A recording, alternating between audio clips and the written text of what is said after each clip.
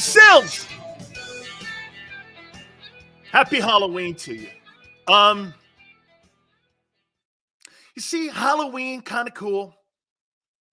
I'm more of a Thanksgiving, Christmas. I love Easter. My grandmother loved Easter. Halloween's kind of cool. But you know what made Halloween? Halloween's kind of like the Super Bowl. It's always on a really stupid day. How can you have Halloween in the middle of the week? You got to have it on Fridays. You know how you have Thanksgiving on Thursday, right? It's always on a stupid day. And the Super Bowl being on Sunday, I'd rather have the Super Bowl on Saturday so everybody can get hammered, watch the game, wake up, because no one goes to work Monday anyway. Dog goes like this, I like to eat. Yeah, okay. I'm not a candy guy, really. I know, but I'm not. I'm not really a candy guy. I'm not really a sweets guy either. I don't, man. I like seafood and pasta. Absolutely. All right. NFL trading deadline is 4 p.m. Eastern time today. Montez Sweat goes early from the Commanders to Chicago. That's a big name, man. He's a heck of a football player. And Chase Young and the Commanders are getting a lot of conversation on potentially being moved as well. Shit, the Eagles' name has been brought up in that conversation for Montez Sweat. The kid Johnson from Chicago, I've been telling you for over a week. That looks like a guy that potentially the Eagles could target, the cornerback. Remember, some of you in here were going like this. Who? That's the kind of guy Howie goes after. So we'll keep abreast of what's going on in the NFL trading news. I think there's going to be big-time surprises today. I do. I think this is going to become a normal trend now as we get closer to the trading deadline, that you're going to see a lot of people with big names move. Years past, this thing here wasn't something that nobody made trades. The NFL is not something that you saw a lot of trades. This is something that's brand new. And ever since the collective bargaining agreement has changed, it's given teams more latitude not to have to eat a lot of the cap. And what they do is defer money out now when it comes to dead cap money. So they're able to have more mobility. And when they change the rookie pay structure, you can move off a kid now. You can move off a kid and the money, even though he's a first-round pick, and not get hammered on it any longer. So they've made it conducive. And I actually like it. I like it. It keeps teams engaged, and you can also see where teams are going. There's no question. I think Washington has packed it in. Montez Sweat, now you're taking calls for Chase Young. Where are you going? It's all about right now, I think, developing the young quarterback. Maybe you pick up a B-level offensive lineman in Washington. I don't know what the Giants will do. The Cowboys, once again, Jerry's saying that he's happy with what he has. Once again, there's a difference between him and Jimmy Johnson. Jimmy Johnson was like Howie Roseman. He was never happy with his roster. By the way, Jimmy will be with us at 5:30 Eastern today. We will talk to the former Super Bowl and Pro Football Hall of Famer and NFL on Fox's host, Jimmy Johnson, at 5:30. So Tone will join us at 3:30 for the segment, as he always does. It's Cowboy Week. And also today, we start up again our giveaway and a chance for you to win yourself some great merch and also a chance to win yourself gift certificates. All you have to do is email the show, Dan Sileo Show @gmail.com. Give us your information, and Tone's going to send a code word out over the next 4 hours. All you have to do is identify that code word. You email us, and you can end up hearing your name called on a football Monday, like all our winners have, and give you an opportunity to win yourself some gift certificates with our friends at Hooters. Very, very simple. That's all you have to do is email us, and you could be winners just like this week's winners, Michael and Herman. Herman from Delaware, Michael from Pennsylvania. Very, very simple to do. Again, Dan Sileo Show @gmail.com. You will see that code word throughout the 4 hours. Just email us and you get yourself a chance. Also, again, like I said, oh, by the way, little birdie told Big Sills, Tone, I'm not sure if any of you guys have been reporting this, but little birdie over at the NovaCare Center kind of gave me a little bit of an insight into Jalen's knee injury, and it's being thrown around that it's a bone bruise and that it's not an MCL or ACL, which means it's not structural, which means he's dealing with a bone bruise. That is relief in my book. That's why he could tolerate the pain. I think if he had stretched his MCL or ACL out, they'd be more concerned about it. But this is something that can get better as the season goes on with treatment. He gets into that bye week in a couple weeks. That'll be the best thing on the planet for him. Get some treatment that whole week. And a bone bruise is not structural issues. So that's just something that's pain tolerance and pain management when you're talking with that, okay? That's exactly right, Tone. It's more annoying. So is it significant? It's significant because it probably stops him from doing what he wants to do out there when it comes to the run game. But a bone bruise, to me, in my opinion, I think that's great news. Okay? I think that's great news. Okay? But again, I love that fact that again, bone bruise, again, not a big deal in my opinion. And Marina thinks it happened in the Patriot game.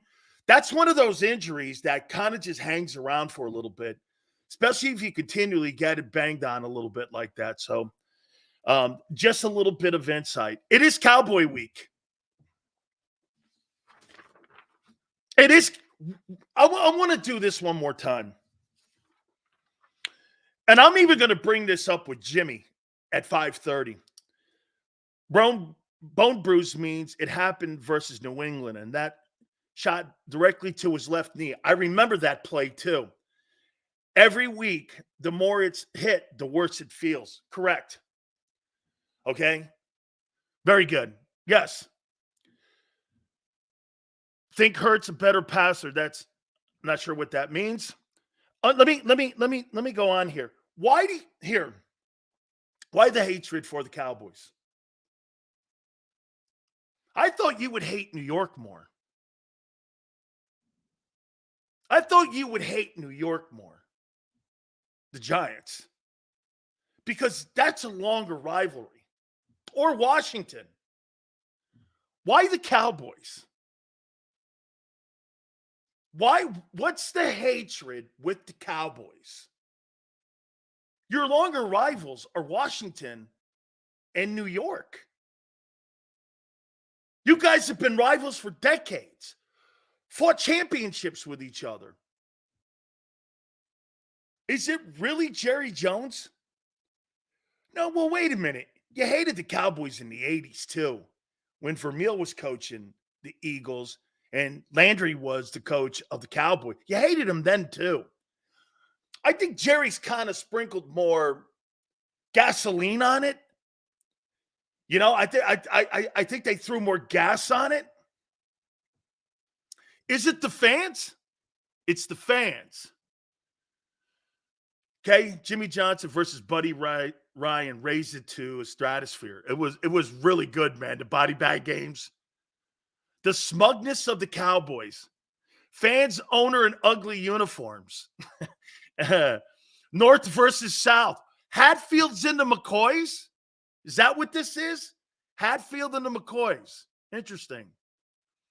Because they're always talking shit and never shut up. Well, so do I. So do I. For me, my hatred, I can't wait to get Tone on later on. For me, my hatred for the Cowboys grew to a pinnacle when they signed T.O. That was a shot in the gut to me. Plus their entire look, cockiness, grinds my gears. Jesus Christ. Oh, my God. Holy shit. You guys really hate these guys. Man. Well, I got to take it into perspective too, because I will never name that school that's on I-75 in Florida. They got a gator farm there. I won't mention their school. And again, maybe this is why I have a little bit of an ass with Howie Roseman, because he went to the Crocodile University. Okay. Hey, he went to Crocodile University. Okay. So, I mean, yeah, Howie went to University of Crocodile. So, I mean, maybe I feel you. It's the blue collar kids hating the rich kids. They don't earn anything but want everything. Oh, okay. It's the fans. Every year is Super Bowl. It's 5 rings. The technology doesn't even exist to watch. And they beat a high school team and brag. It is, Chris. It's time to put the wood on these dudes, man. It's time to put the wood on them. Okay? Jimmy Johnson is confirmed 5:30 Eastern. Fantastic. Simple. Thank you. I can't wait to hear Jimmy talk about the rivalry. Buddy and him were friends. I told you, Buddy. It's because you signed with them. I actually signed with Landry. You know who got me to the Cowboys? Robustelli got me to the Cowboys because he played with the Giants, and Robustelli and Landry were teammates with the New York Giants. You know, hey, Tone, do you know who the offensive coordinator was in New York when Coach Landry was a player coach and was a defensive coordinator? Do you know who the offensive coordinator was on that team that my uncle played on? Do you know? Do you guys have any idea who the coaching staff of the New York Giants was? Like in the late 50s, and I think the guy got the job in 60. That's right, Arthur. It was Lombardi.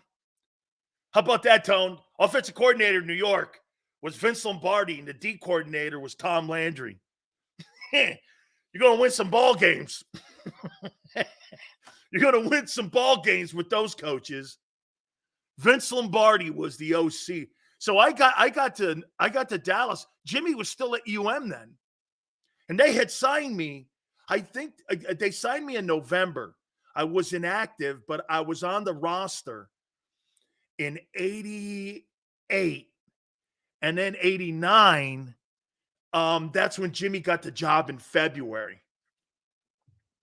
Okay? Danny, you're a Giant. You're a Giants. Why no job in New York? Because they had a general manager in the building named Mark Chernoff, who I couldn't stand, and he hated me. And we just never saw eye to eye. That's why I never went to FAN. It's a true story. He was head of programming at CBS, and he and I despised each other to this day. I can't stand the guy. I'm shocked I even worked with Odyssey. He used to call, get this, so you know, he used to call when I was even on in San Diego to try to get me fired because he couldn't stand me. And I had only been on 2 weeks. I couldn't stand him. I hated his guts. You notice the deal with the Vikings just made? They would rather use assets and trade for Josh Dobbs than sign Carson Wentz. His future may be cooked. I was going to bring that up a little bit later on. Think about that for a second. I actually like Josh Dobbs. I think Josh Dobbs not a bad ball player. Isn't that the kid who played a little bit in Tennessee? And he went down to Arizona, beat the Cowboys. I actually like him. I do. Carson Wentz may be toast, though. He may be toast. I'm shocked he's not on a ball club. Yeah, and played in Cleveland as well. I like him. I do, man. I like him. Okay. I don't really know if this is a topic, but let's throw this out here. Who needs this game more on Sunday, the Eagles or the Cowboys?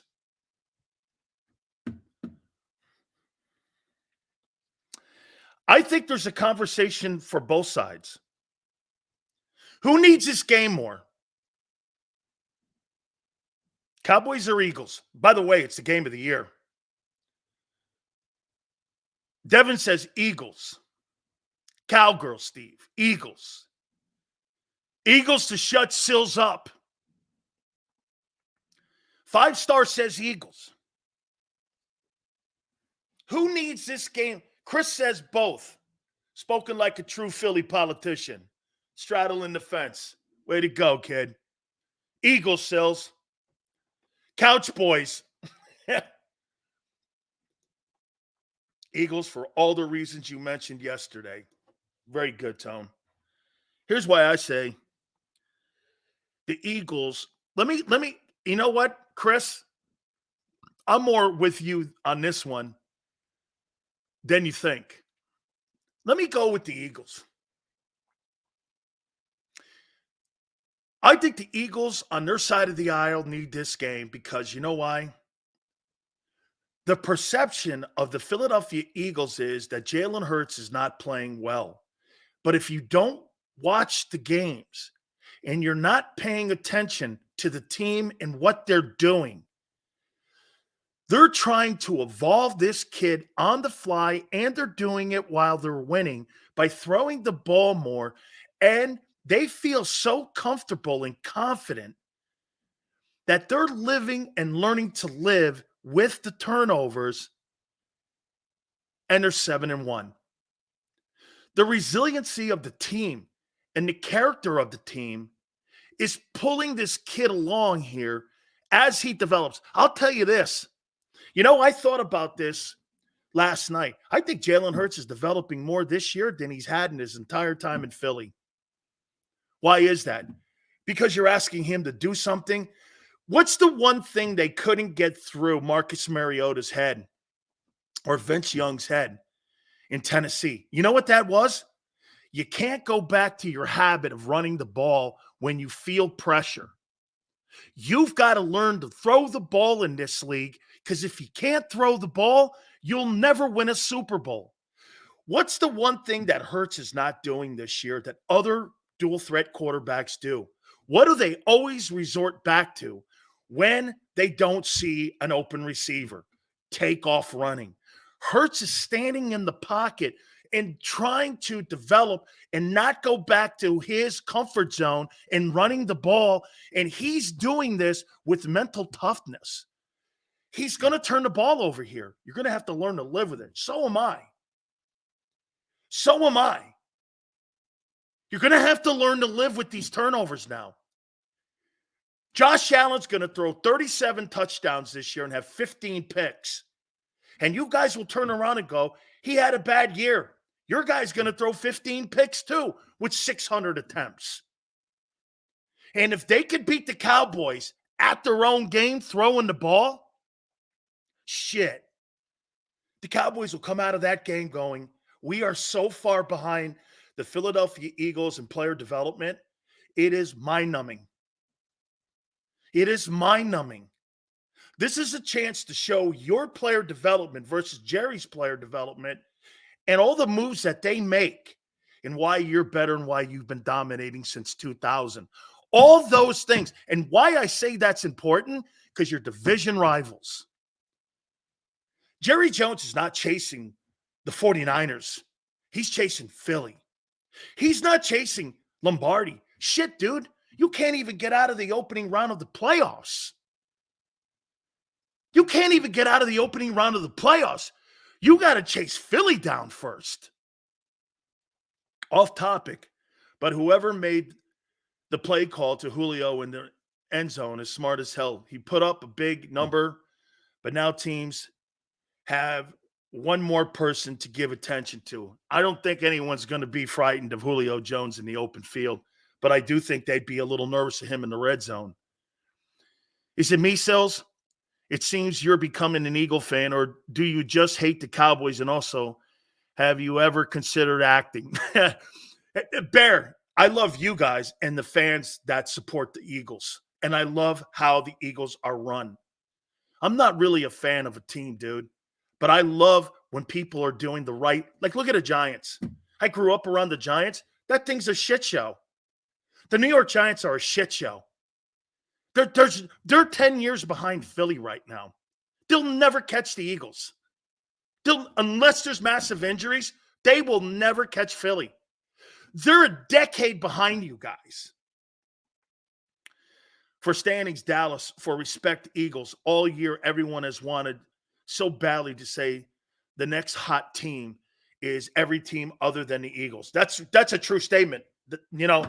Nobody wants to say the Eagles are the best team in the NFL. Okay? 11 goes, come on, man, it's early. Really. I don't think it's ever too early to make a statement. Whether it's week 1 or week 17 against a division opponent, I don't think it's ever too early. I don't think it's ever too early to kick someone's ass. Let me tell you, though, why I think Dallas, Tom, I'm going to disagree with you. I think Dallas needs this. Let me tell you why Dallas needs this. Dallas needs this game Sunday as a franchise. As a franchise. I'm bringing this all up with Jimmy at 5:30. They need this game as a franchise. You got to win something. You can't just keep telling people you're good, and never show up. And when you show up small. I can't think the last time the Dallas Cowboys won a significant ball game that mattered. They win all these stupid, shitty games. Working on it, John. We'll know more as we get closer to 4 p.m. Eastern. They need this game as a franchise. Respect, belief. Do you really believe the Dallas Cowboys are going into that game on Sunday night believing they can beat Philly? Do you really believe they think they can? Or do you think the Dallas Cowboys are going into that game going, we have to play the perfect ball game to beat them? Philly doesn't have to play the perfect ball game. They're proving that now. Philly doesn't have to play a perfect game to beat you. Dallas does. Or you'll get run out of the building. Let me say this to you. If they decide to run the ball against Dallas and run it down their throat 35 times, they'll run them out of Lincoln Financial. Because they'll go over the top with AJ. They'll beat that team 38-7. Because they'll quit. There's a quit factor in Dallas now.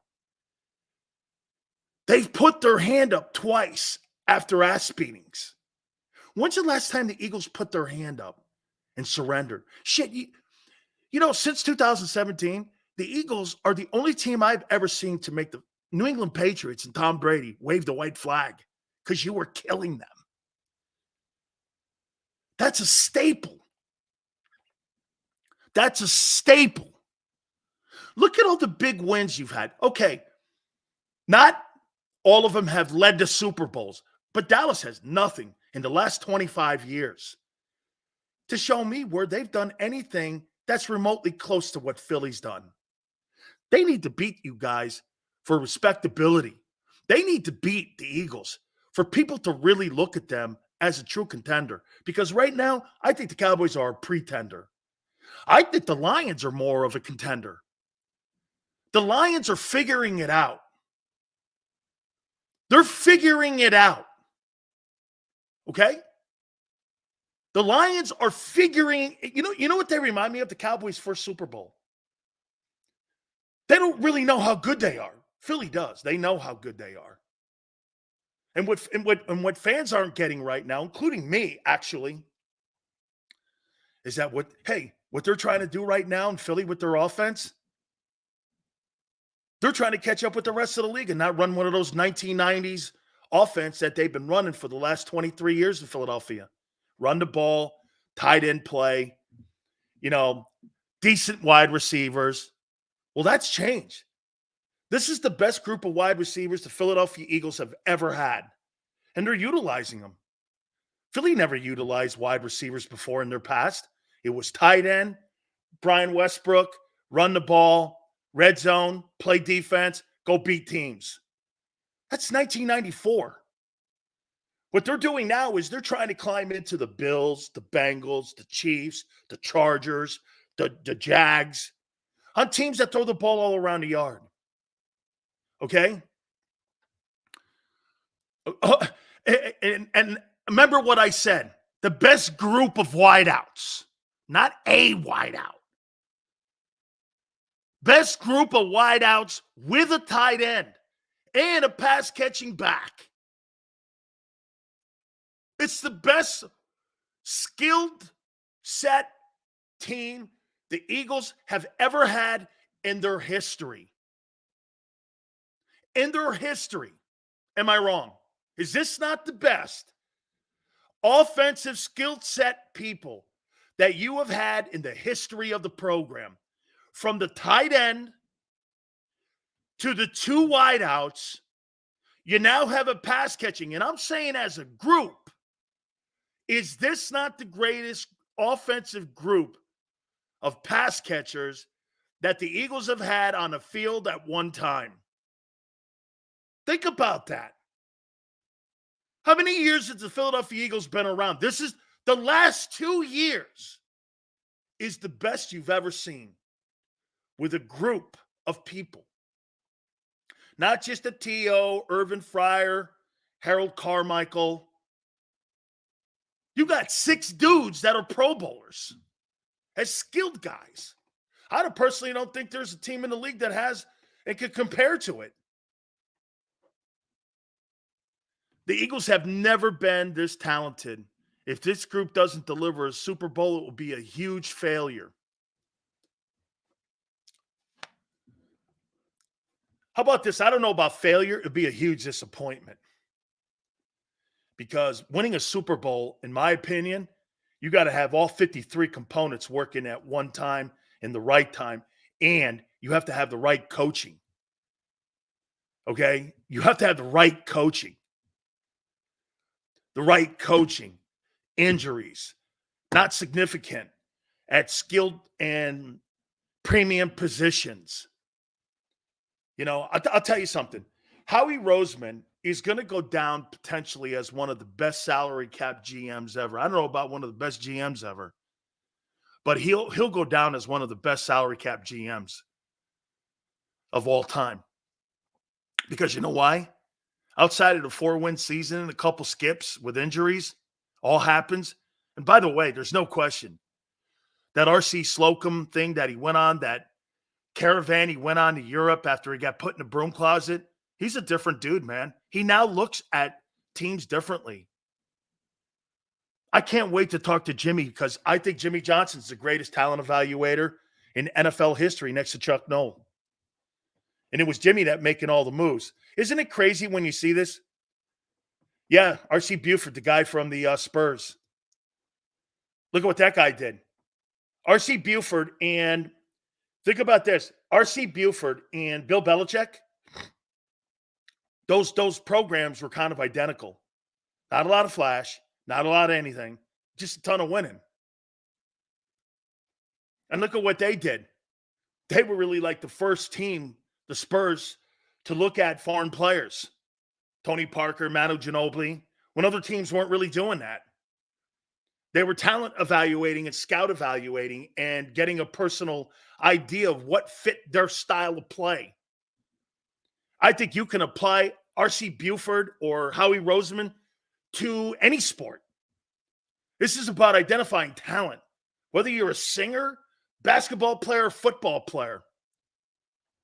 I'll be at Hooters. Nothing better. Thank you, Ryan. I think the Cowboys need this game more than the Eagles, man. You gotta get some respectability back. You don't get respectability going in and playing close games and losing. You got to win this ball game, dog. Cowboys have to win. The Eagles, you know what? Listen, I want the Eagles to choke them out, and I think they can. But see, get this. If the Cowboys lose, they're going to fall to pieces. Do you know that the Eagles can wreck their season Sunday? Eagles lose that game. Their season's not wrecked. They don't get emotionally. Can I tell you this? Here's the difference between Jerry Jones and his Cowboys and Jeffrey Lurie and his Eagles. The Eagle players don't get emotionally vested in peaks and valleys on games. Jets game, lost. All right, let's move on. Didn't play great Commanders. Okay. We killed the Dolphins. All right. Dude, they're always looking at the next game. They're really not looking at what they did 2 days ago.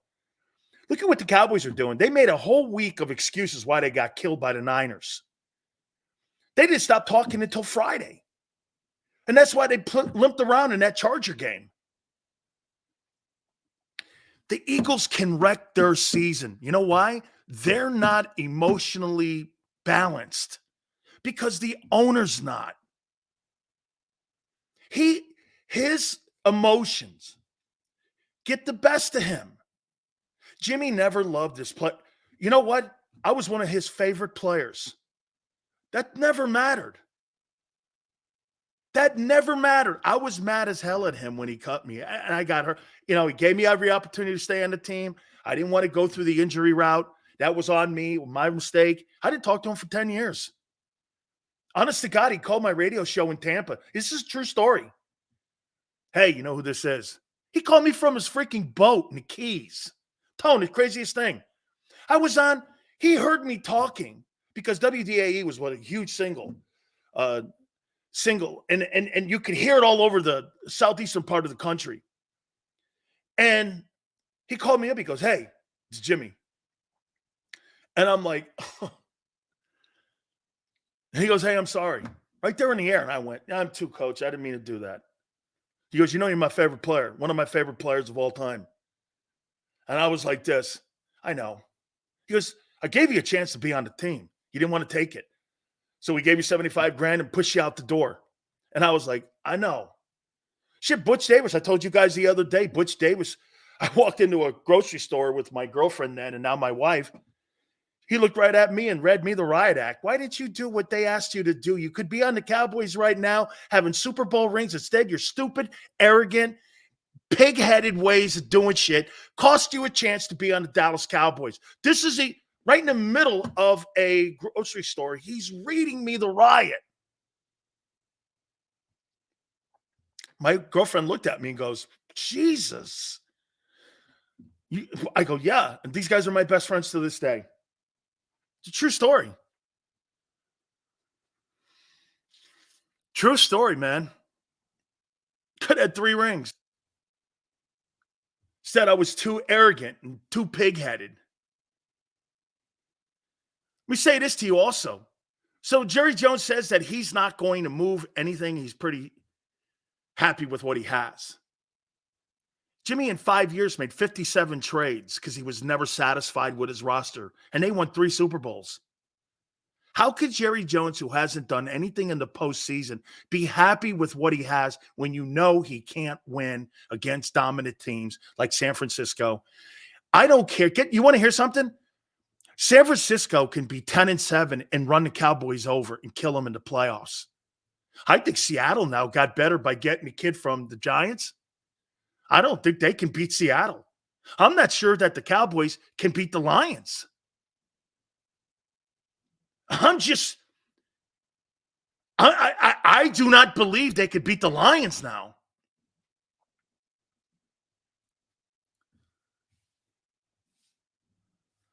Shit. If Coach Johnson was in today's NFL with all the free agency, he'd be making a move every day. Every day. Every day. He's the guy that made the trade for Haley. He's the guy that drafted Emmett. He's the guy that turned an offensive line from vagabonds into one of the greatest O-lines of all time. And he won Super Bowls with the youngest roster in the NFL. Look what Howie's doing in a salary cap era. He's quick to move off his draft mistakes. Again, what is making him so good? He covers his mistakes with veteran. You know what he'll do? Jalen Reagor sucked, How does he cover it? A.J. Brown.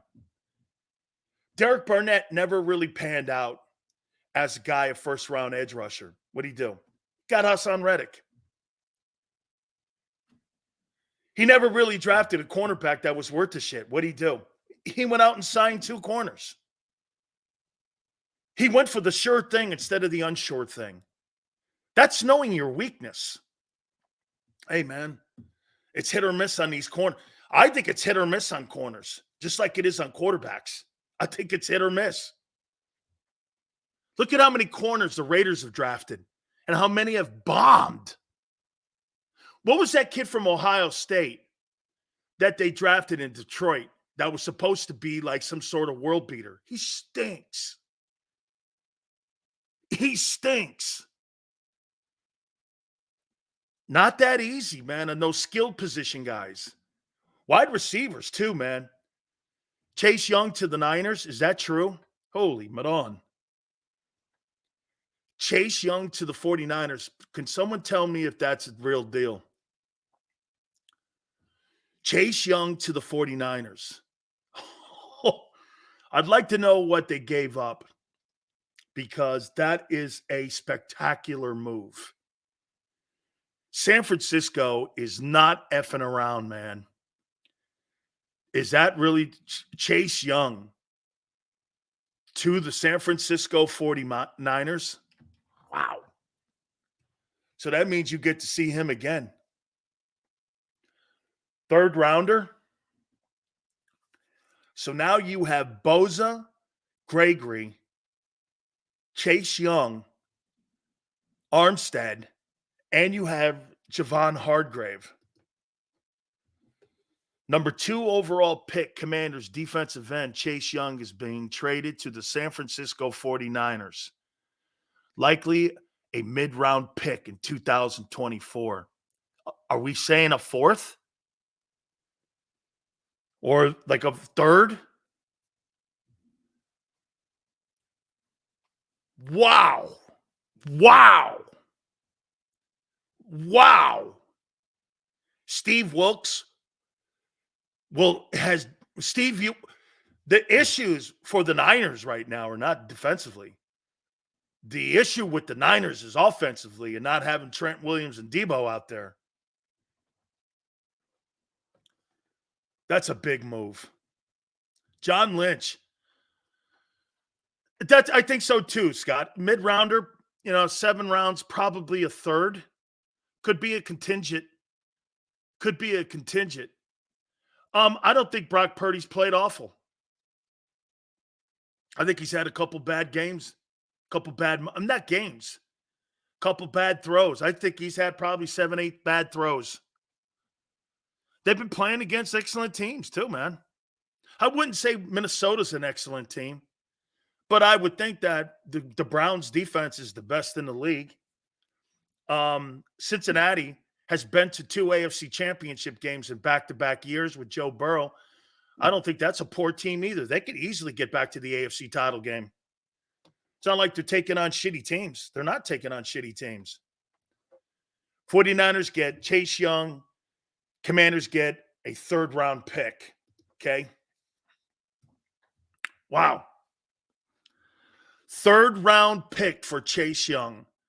So now, look at what you have in that defense. You got Hufanga, Fred Warner, Nick Bosa, Randy Gregory, Javon Hargrave, Chase Young.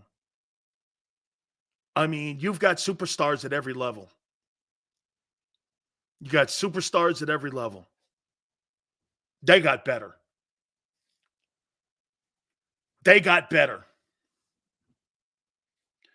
PJ Walker's shitty.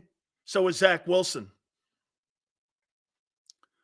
Got to pay him. JM says got to pay him. Do you really?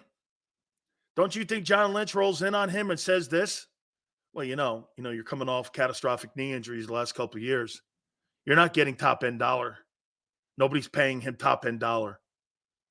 If he comes in and turns himself into Hassan Reddick, he may.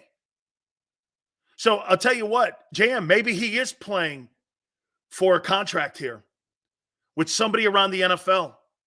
If he could do a Hassan Reddick, maybe he does get a big contract.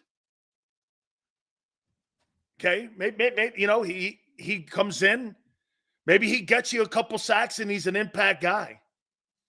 That's a big deal. I think that's a third rounder though. Wow. Third rounder on a 1-year deal. You gave a 3 up for him. Wow, you feel you're right here. The Niners are going for it. Peter, 5-3 doesn't matter. So what? You're 22 and what is it? 23 and what? 2? You haven't won a Super Bowl. What's the difference? What's the difference, Peter? You guys still to this day, this is not college football. This is a week-to-week proposition.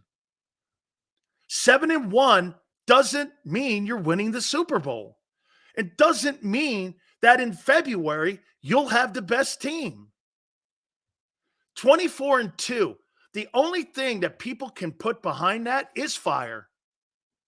You can't put a trophy because it's not true. Whether you're 5-3 or 24-2, it's irrelevant. Now, home field advantage, that shit matters. I totally understand. But at the end of the day here, so what? You have to validate all of your hard work by winning a championship. You can't be a guy who fights 17 or 18 tomato cans in a heavyweight career. And when you get in against a guy who is a knockout artist, he knocks you out, and everybody, it doesn't validate your record. If you keep losing Super Bowls, let's just say you keep losing Super Bowls, does that 24-2 record become a hollow record? It sure does. Commanders sick. The bird's good. Working with the opposition.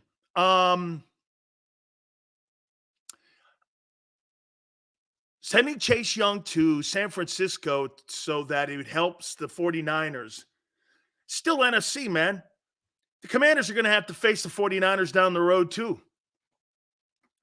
By the way, I'm not telling you that 24-2 is not good. It is. It's outstanding. It's outstanding. 7-1. I think once again, many of you don't understand the NFL. It's a week-to-week league. And sometimes if you're 5-3 or you're 7-1, 2 weeks from now, that could be completely irrelevant. Look at how the tide has changed on San Fran. It could change on you easily. It changes on everybody. Look at, one of the hottest teams in the league were the Vikings. They were coming on 4-4 after a 1-3 start, I think it was, or 0-3, whatever they started out. And now their season's in ruin. Dobbs is going to help, but not, I don't know, maybe the NFC, because the NFC's got nothing in it. Okay? Hey, that's why I tell you, birds, the Cowboys,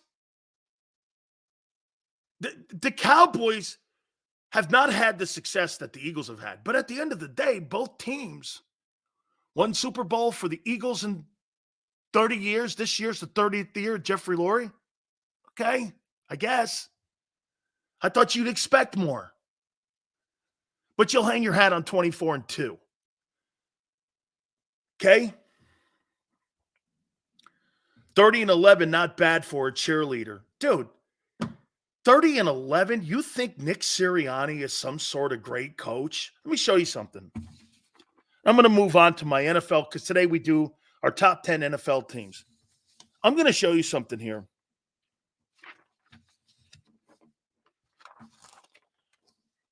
Do you guys know who this is? 3 division titles. And actually this year, he's trying to win his 4th division title in 7 years of head coaching. He has a conference championship. He owns a Super Bowl. And he's 5-3 in the postseason. Do you know who that is? Do you know who that is? He's going to win his 4th division title in 7 years. He's got a conference championship. He's got a Super Bowl championship. He's 5-3 in the postseason. So in 7 years, 4 division titles, a conference championship,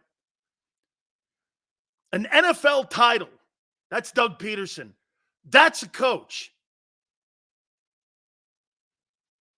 That's a coach. I don't give a shit what his record is. He wins division titles, conference titles, and Super Bowls. And he does it at multiple places. That's a coach. But you look at 20, 30, and 11 and tell me what a great coach. He's got just as many division titles as Peterson does in Jacksonville. Come on, man.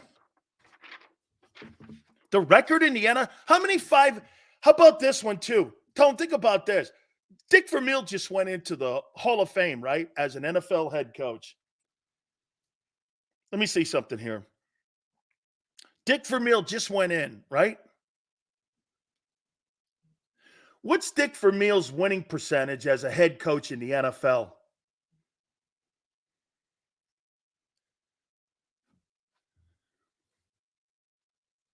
See what his winning percentage is.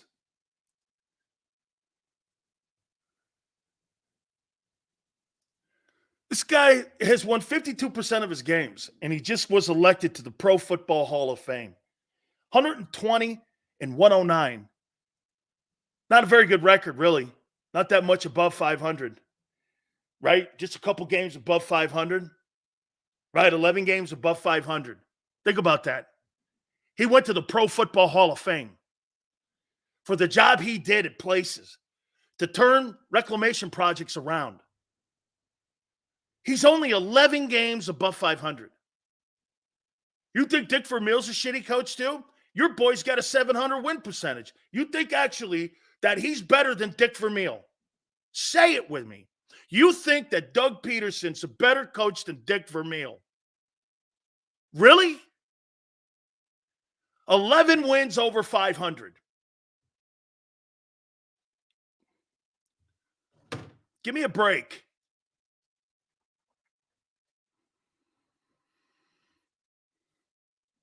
How many Super Bowls did he win? 1. Got just as many Super Bowls as Doug.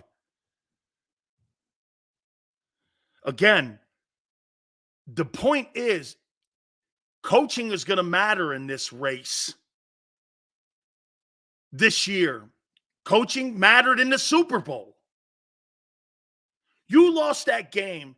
You made all the excuses you wanted for the field and all the other shit.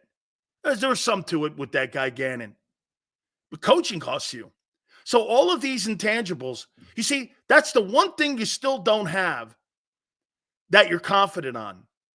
What's this? And I agree. And I agree with a lot of you. I think Jalen's getting better. I think the defense is going to figure it out. Will the coaching staff figure it out? All that has to play into winning a Super Bowl. All of that. Is the GM going to get in the way? Like the N'Kobe Dean thing is so asinine. Where does a general manager have any right or say in who plays? It's preposterous. N'Kobe Dean should not be on the field. And if he is, he should be in another role, like a Will, a Sam, something they can't target. If Dak Prescott sees that guy at Will on Sunday, he'll have 15 tackles. But unfortunately, he'll be chasing. With the Seahawks trading for Leonard Williams and the Niners trading for Chase Young, why does it feel like teams are loading up to knock off the Eagles? No, and you're just being paranoid. No. You got to rush a passer. You got to stop the run. But here's something that Philadelphia is doing right now. Thank you, On Demand. Shanahan is overrated, in my opinion. He folds. Hey, Ryan, you think having 3 different quarterbacks last year win you 13 ball games is overrated? I don't know. Nick is 30-11, and dude brings up Doug. Hey, dude, 30-11 doesn't mean shit to me. I saw a guy win 13 games 3 years in a row, Matt LaFleur, and his ass is on the line already. Man, you guys are dumb.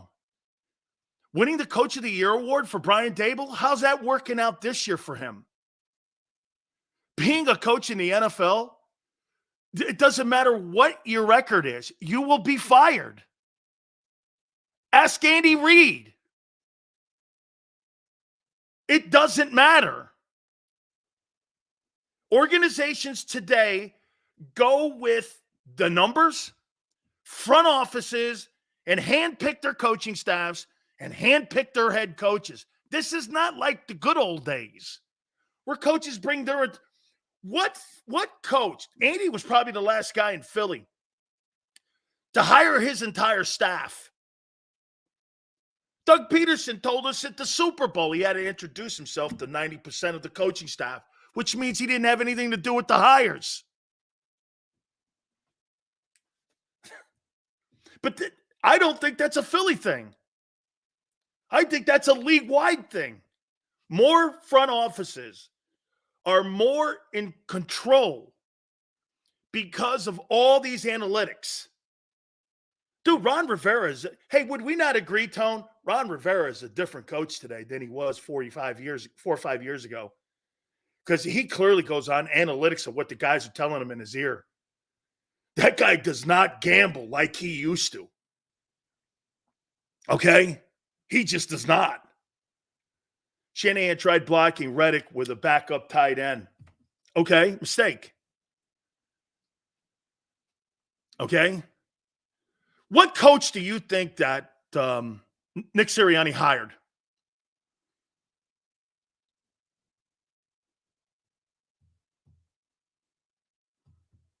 Who did he hire? Who say was the coordinators? You think he hired Sean Desai? No. I don't believe anybody. Arthur, how could he have hired all of them when he didn't know any of them? Out of his own mouth. Super Bowl week, out of his own mouth, he said it. Come on, man. All right. I want to do my 10 best NFL teams. Then we'll do our top 10 NFL quarterbacks.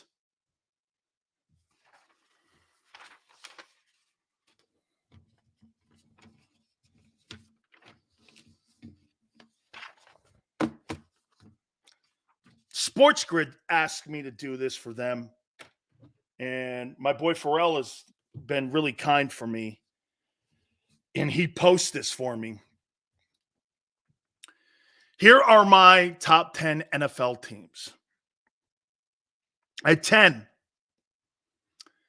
one of the most gifted quarterbacks in the league. I think their football team is good. I don't like the wobbling. I got the Buffalo Bills at 10. Number 9, with that move that the Seahawks made by trading for Leonard Williams. And one of the issues that the Seahawks had last year was defensively, wasn't really offensively. I don't really think so much, Tone, it's about Seattle stopping Philadelphia as more so stopping San Francisco. Because Seattle now is closing the gap. Remember this. Seattle's not trying to beat Philly. Seattle's trying to beat San Francisco. You've got to draft and you've got to make trades for your division first before you start looking outside your division.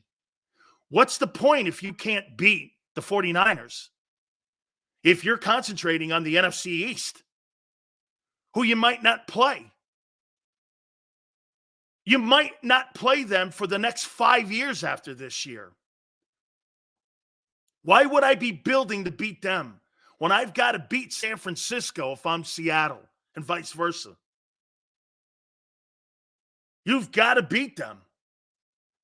You've got to always concentrate on your division first.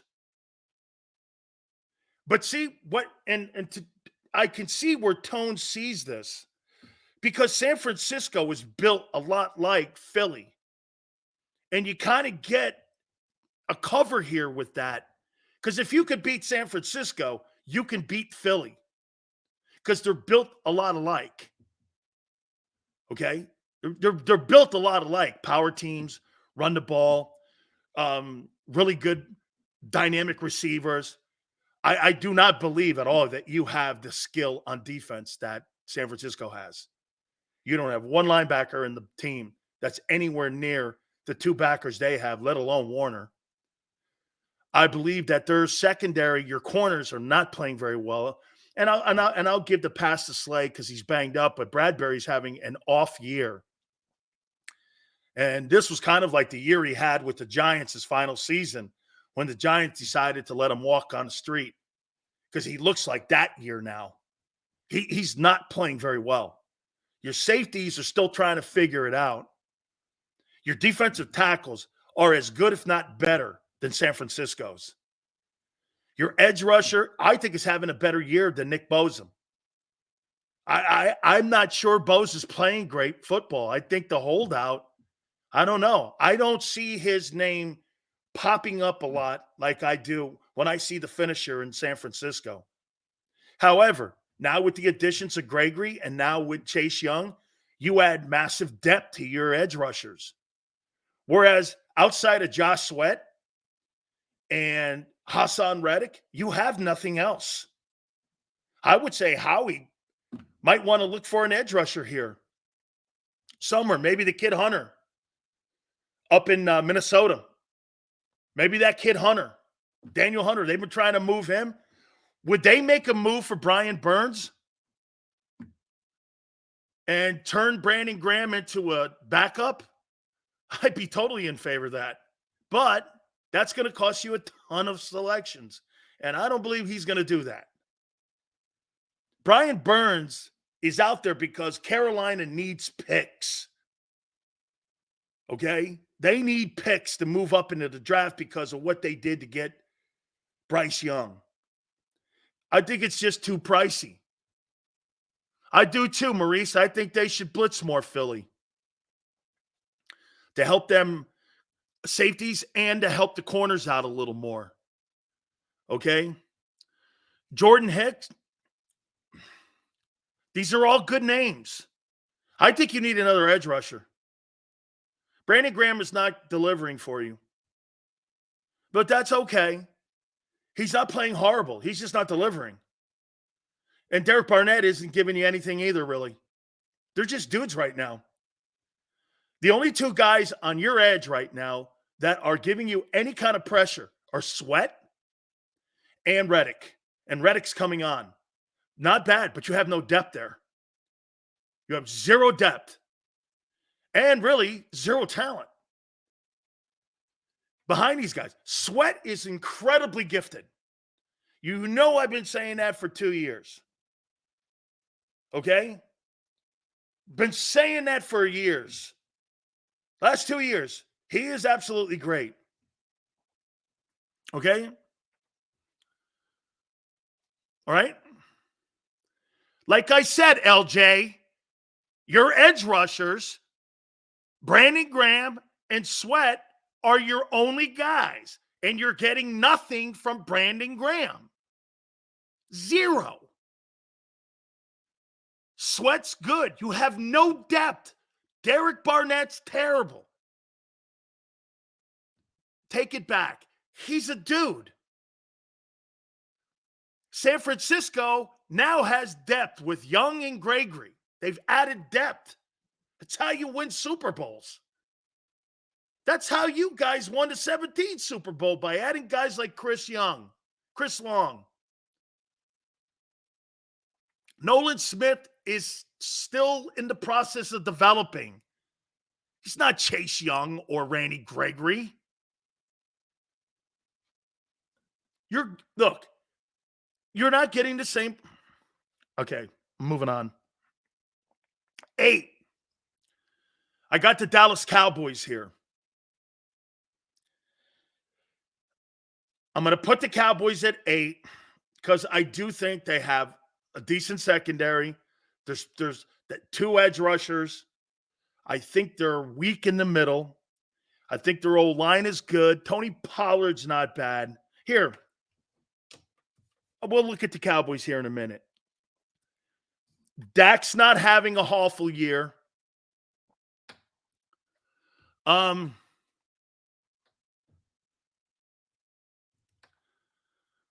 Number 7, I got the Lions. I think the Lions are still trying to figure out who the heck they are.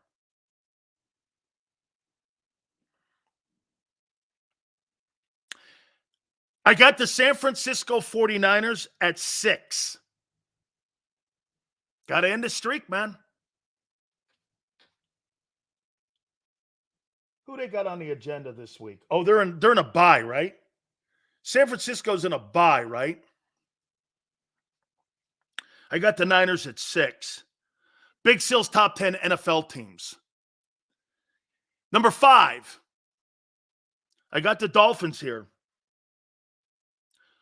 By the way, last week, Jalen Ramsey played his first game. Of course, he gets a pick. That will help them, getting Ramsey back in that secondary. Imagine that you've been out all this time and you get on a football field and your very first game, you have an impactful game and you make a pick six. No, I don't know if it was a pick 6, but it was a pick against New England. Jalen Ramsey is a good football player. Didn't have the best year his final year in Los Angeles, but he's a good football player. I got the Chiefs 4. I think the Chiefs are very beatable. I just don't really think they have a lot of talent. You know what the word is? They're kind of kicking the tires on Davante Adams, but the Raiders don't want to do it. You imagine Davante Adams going to Kansas City and playing 7 years there with Patrick Mahomes? Dude, I would not want to see Davante Adams in Kansas City if I was the league. Davante Adams and Mahomes? I mean, I'd rather have Davante Adams than Tyreek Hill. I think he's a more physically imposing wideout. I'm not a fan of that wideout, that kind of wideout. Those Deshaun Jackson guys. I don't think you're very physical guys, especially in what I want to do. I want my guys knocking people out in a run game. I want people getting in the way. I want people being part of the play. I don't want people just talking about numbers because I don't really care about what that guy thinks. I like physical. And get this, A.J. Brown is having a tremendous year. But you know why? I don't like A.J. Brown because he's putting up these gigantic numbers. I like the way he drags people like he's dragging dead bodies in a lake. Don't you? Isn't that the more impressive thing when you watch him play? How he drags people like he's dragging dead bodies? When I watch AJ play, AJ makes me go like this. Man, if you're a DB, do you really want to hit that guy? Do you really want to hit that guy? Okay? And I'm not going to address a lot of people on this list here, but I will say this. Isn't it crazy? Each week the league has a different impression of who is the top teams in the NFL. Okay? It's an inconsistent league. Seth Joyner says it every day. Seth Joyner says it on our postgame show, doesn't he, Tone? It's an imperfect league.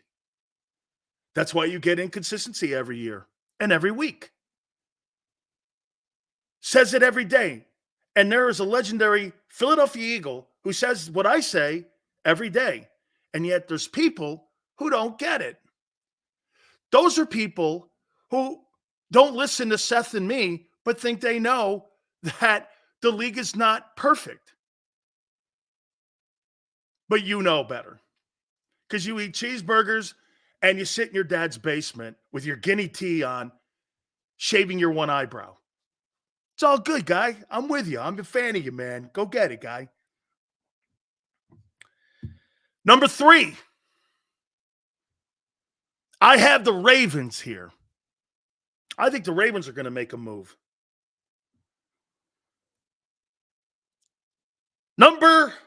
Okay, so here we go. Big Sil's top 10 NFL teams. 10, Bills. 9, Hawks, Seahawks. 8, Cowboys. 7, Lions. 6, 49ers. Great move by them getting Chase Young just a couple minutes ago. 5, Dolphins. 4, Chiefs. 3, Ravens. Who do you think Big Sills has number 2?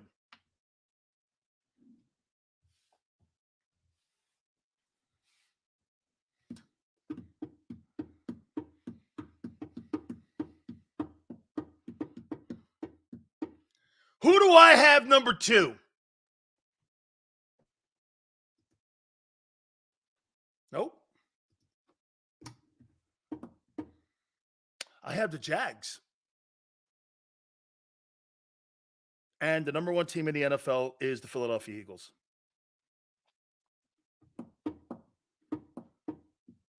Today, don't get your panties all excited. Okay?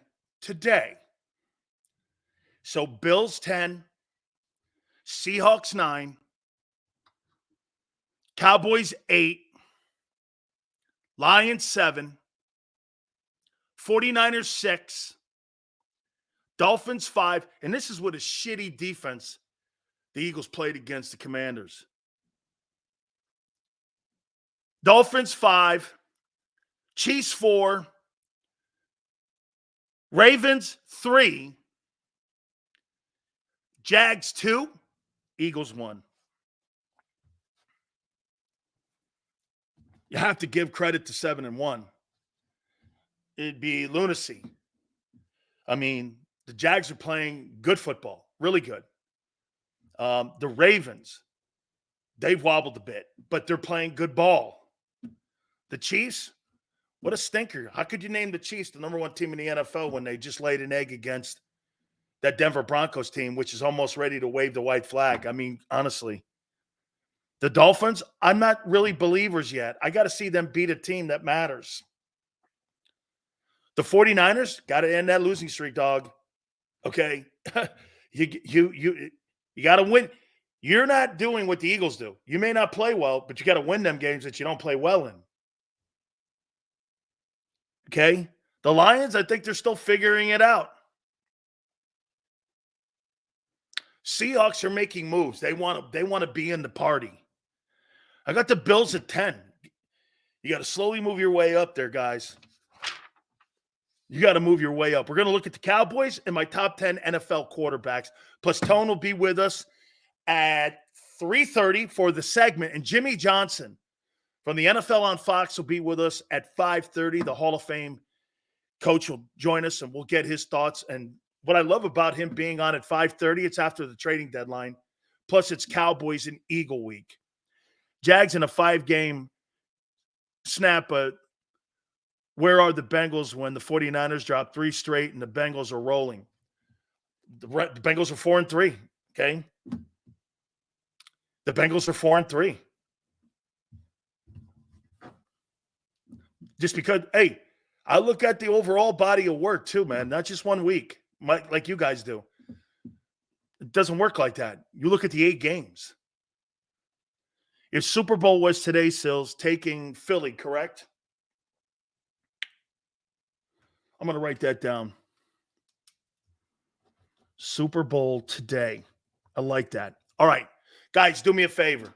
Hey, our great friends at Hooters, we are so proud to have them as the official sponsor of the National Football Show. Our good friends have been friends with us for 40 years. It's the 40th anniversary of Hooters, and all the way from Rhode Island down through Jersey, all the way down through King of Prussia.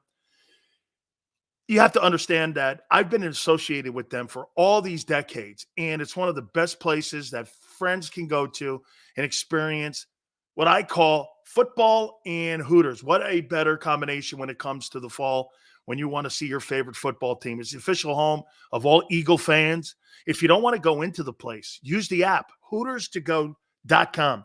That's HootersToGo.com. You can also do this. Buy 10 wings, get 10 boneless free. Wing Wednesdays is a 40-year tradition. 1983, all you can eat. Kids eat for free on Saturdays.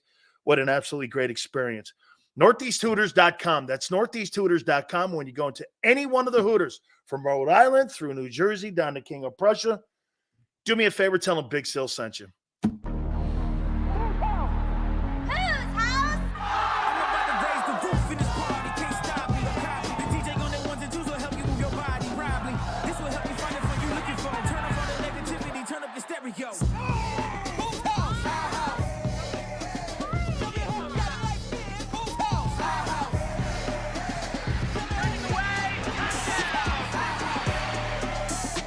Football and Hooters, the perfect pair.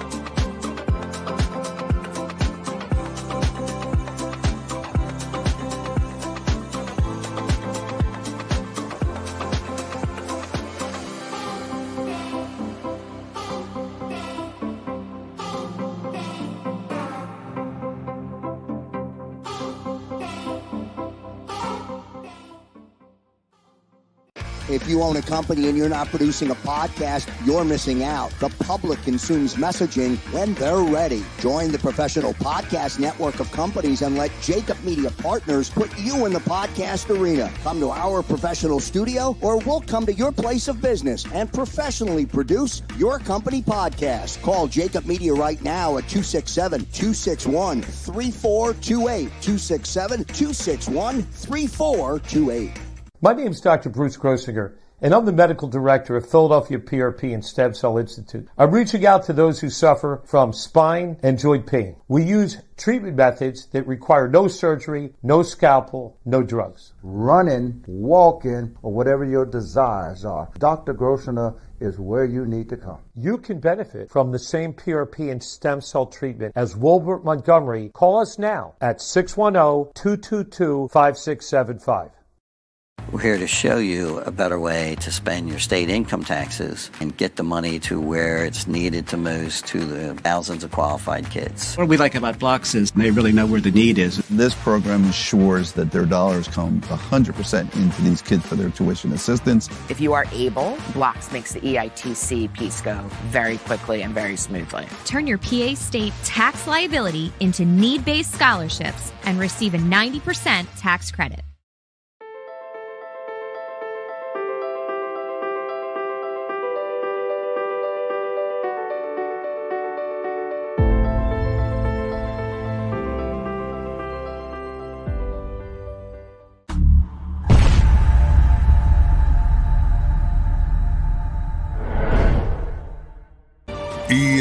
EAGLES, Eagles.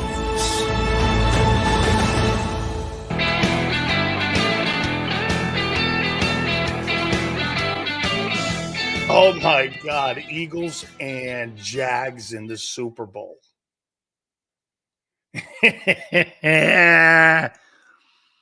Eagles and Jags in the Super Bowl. Wow. Someone asked me, Sills, are you taking the Eagles in the Super Bowl? Eagles versus Jags in the Super Bowl.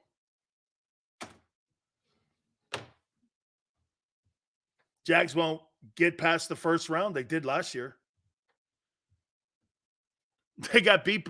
Hey, they got beat by the what was to be the Super Bowl champions, just like you. They lost to the Chiefs in the playoffs, just like you did. So, I mean, oh, that's right. You made it to one more game, but lost to the same team, right? Doug Peterson versus the brain thrust of the Nick Sirianni coaching staff. Holy cow, would that be the price of admission? Holy cow. Oh, my God. Holy cow. I totally would be. Who would I be going for? Probably going for Doug. Because Doug would go to the Hall of Fame if he took the Jags to the Super Bowl and won it. 2 different franchises? How many guys have ever done that? Has anyone ever won multiple Super Bowls at different places? Let me think. Has anyone ever done that? Did Shanahan? No. Shula? No, he lost Super Bowl III with the Colts. I don't think anyone's ever done that. Andy lost in Philly. Damn. No, Shula's the closest. Shula Parcells are the closest, along with Holmgren. Dungy never went to a Super Bowl in Tampa. Tony Dungy played in a Super Bowl. Okay? Shula lost Super Bowl III to Namath and then won the back-to-back Super Bowls with the Dolphins. And, yeah. Where's Howie? Howie's working it right now. Parcells got beat by the Packers when he was in New England. And they got to the Super Bowl, and they got beat by the Packers. That was a Reggie White Packer team, too. Bruce Arians, what Super Bowl did he Bruce Arians, did he not coach that Arizona team? I don't believe anyone's ever done. Imagine losing 2 Super Bowls to our ex-coaches. Oh, no, man. I'd be going for Doug in that. Doug Peterson, for Doug, because I know Doug. Vermeil didn't win 2 Super Bowls with 2 different places. He went to 2 different places. He went with 2 different places.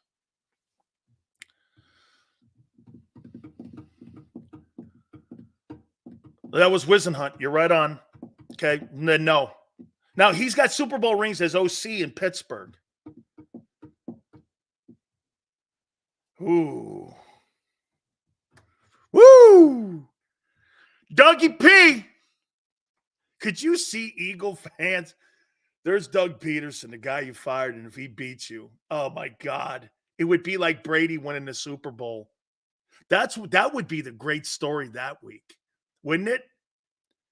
If Doug beats the Eagles in the Super Bowl, it would be like Brady going to Tampa and winning the Super Bowl and going, hey, Philly, you'd have won back-to-back Super Bowls with me.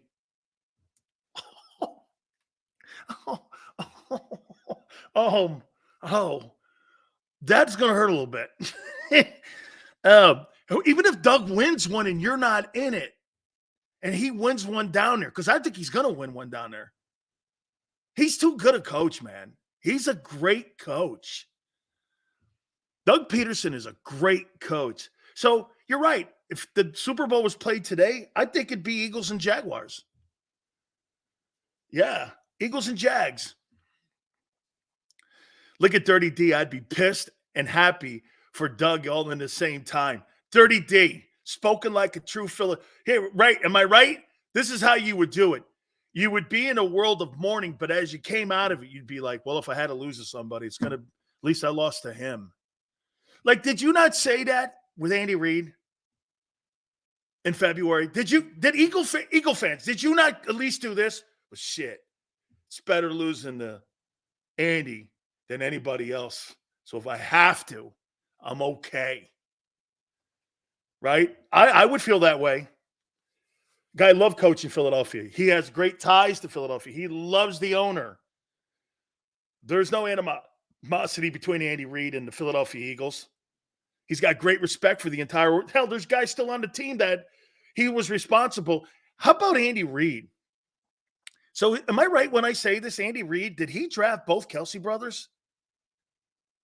Is that right, Tone? He drafted both Kelsey brothers? Am I right with that? I mean, just help me out on the history there. Did he draft both them guys? Was he in the building when Jason Kelce got drafted in Philly and Travis Kelce got drafted in Kansas City? That's pretty remarkable because both guys are going to the Hall of Fame. That's pretty remarkable. It's pretty remarkable if that shook out like that. Okay? Yeah, no, that's great, man. Get this. So both guys would probably, don't you think, who's going to give Jason Kelce's Hall of Fame speech? Or who's going to induct him? Will it be Andy Reid? Or Doug Peterson? Or Jeff Stoutland? Or Howie? His brother? His mom? Taylor Swift? Yeah.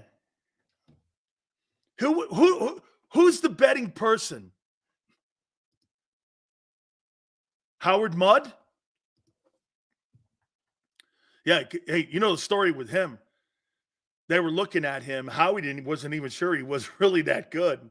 Howard Mudd goes like this guy's going to be a superstar.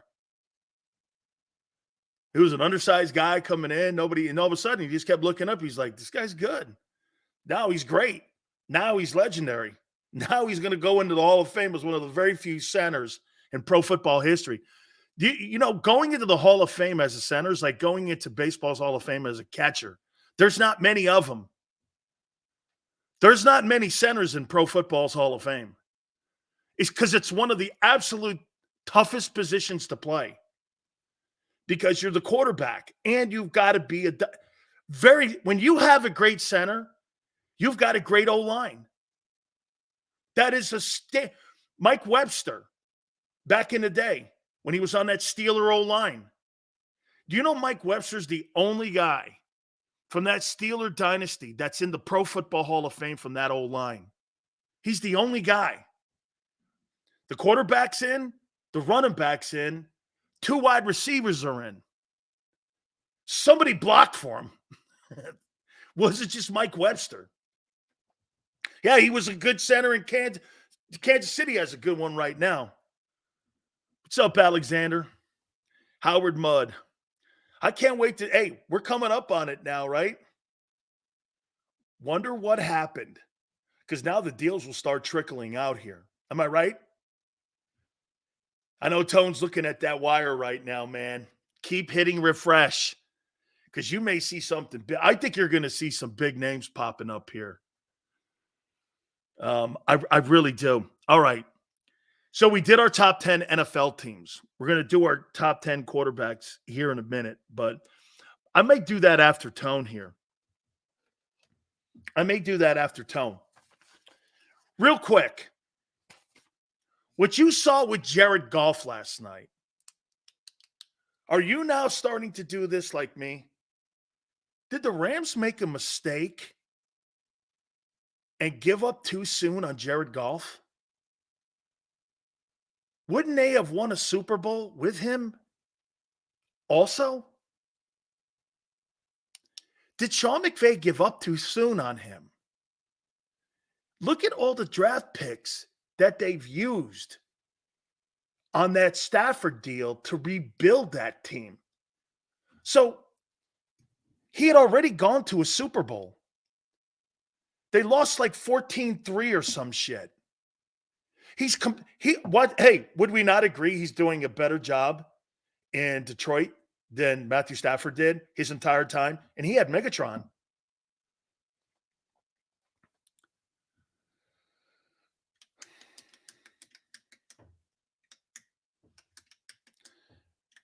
Hey, Tone, do me a favor and see if Philadelphia. And remember when you guys were saying who's Jalen Johnson, and I kept telling you that this is a guy that you should go after. Did they just land him?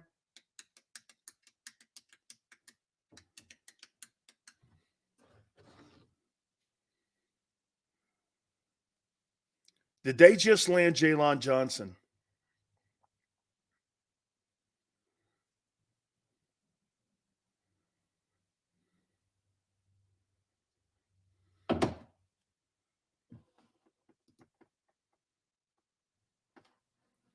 Okay, they're in the running. They're in the running. Okay.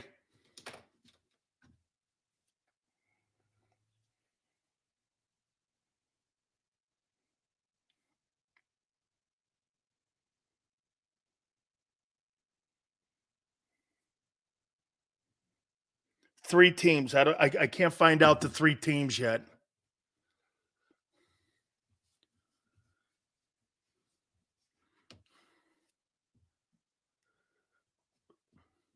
It's a bidding war for Jalen.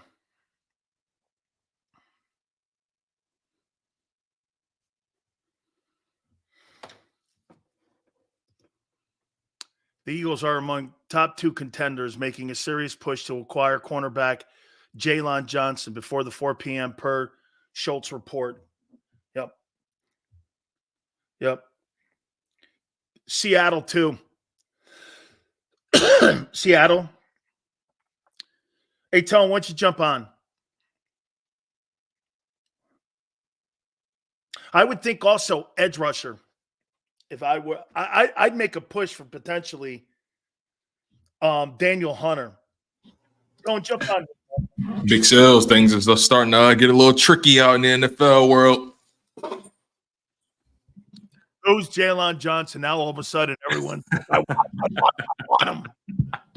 Things are getting tricky, man. This is an exciting time right now. I mean, this is why the NFL is the greatest show on earth.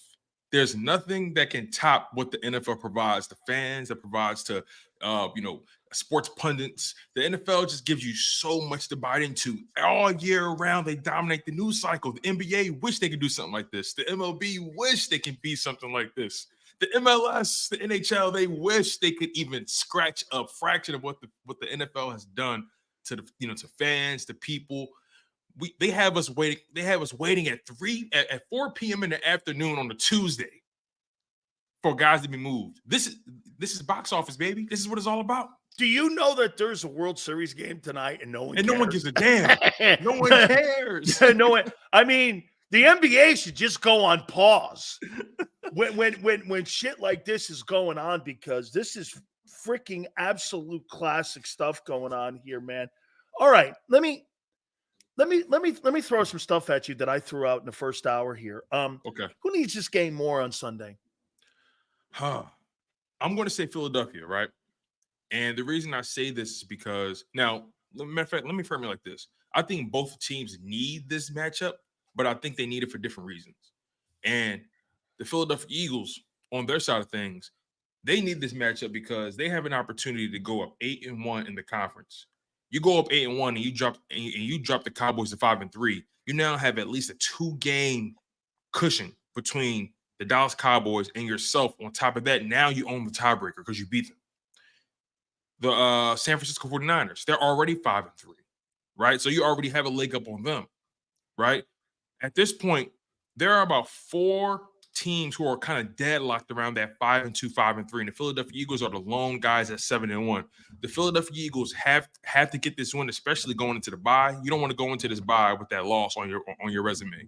And then on top of that, you have to come out of that and try to face the Chiefs. Then you got 49ers, all that kind of stuff. You want to go in with as much confidence and with as much momentum as you possibly can have. Again, it's all about getting that number 1 seed. Perfect example, last year, who was in the Super Bowl? The 2 teams that had the number 1 seed. You got to get it. The number 1 seed is almost guarantees you.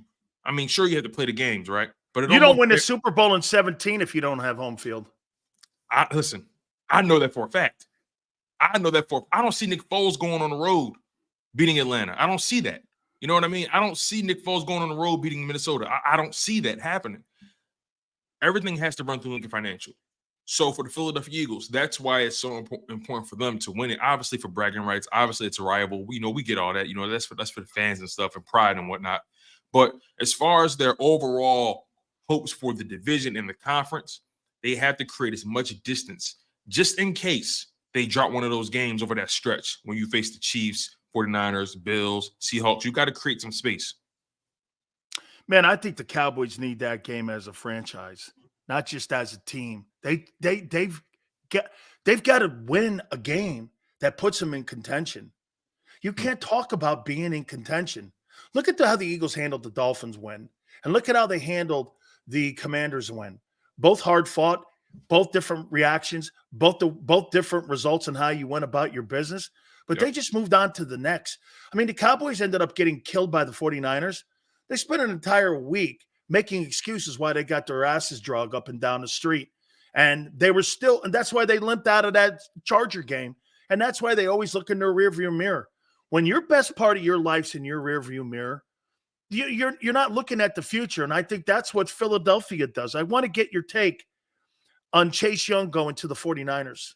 Oh, man, that's a really big move for them. Look, Chase Young has first round talent. You know, when it comes to him, it's never been a debate about what he's capable of doing. We've seen what he's been able to do to Jordan Mailata. We've seen him wreak havoc whenever he's healthy. But that's the thing, when he's healthy.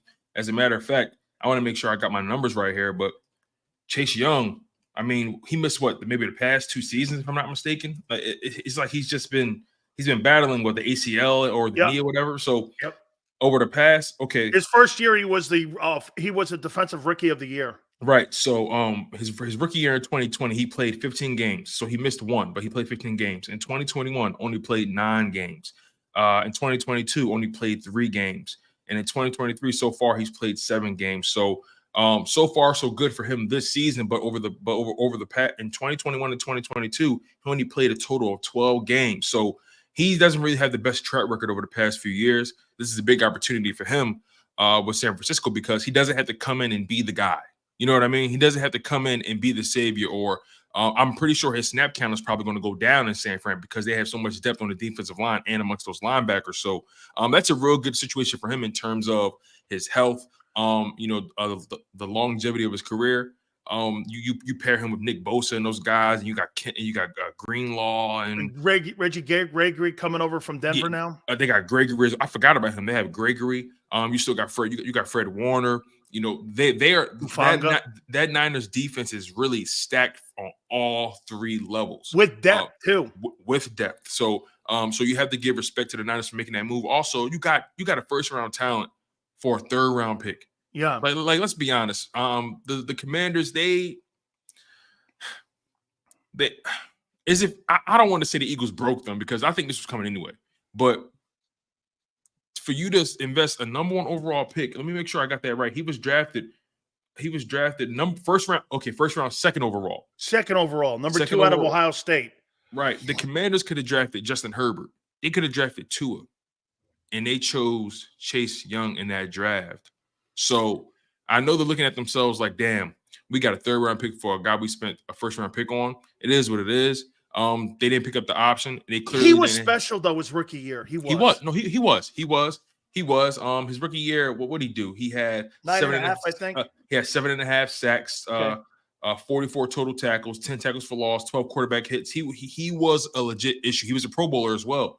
But again, like this move just told me that they had no faith in his health in the long term. Yep. So maybe they know something that we don't.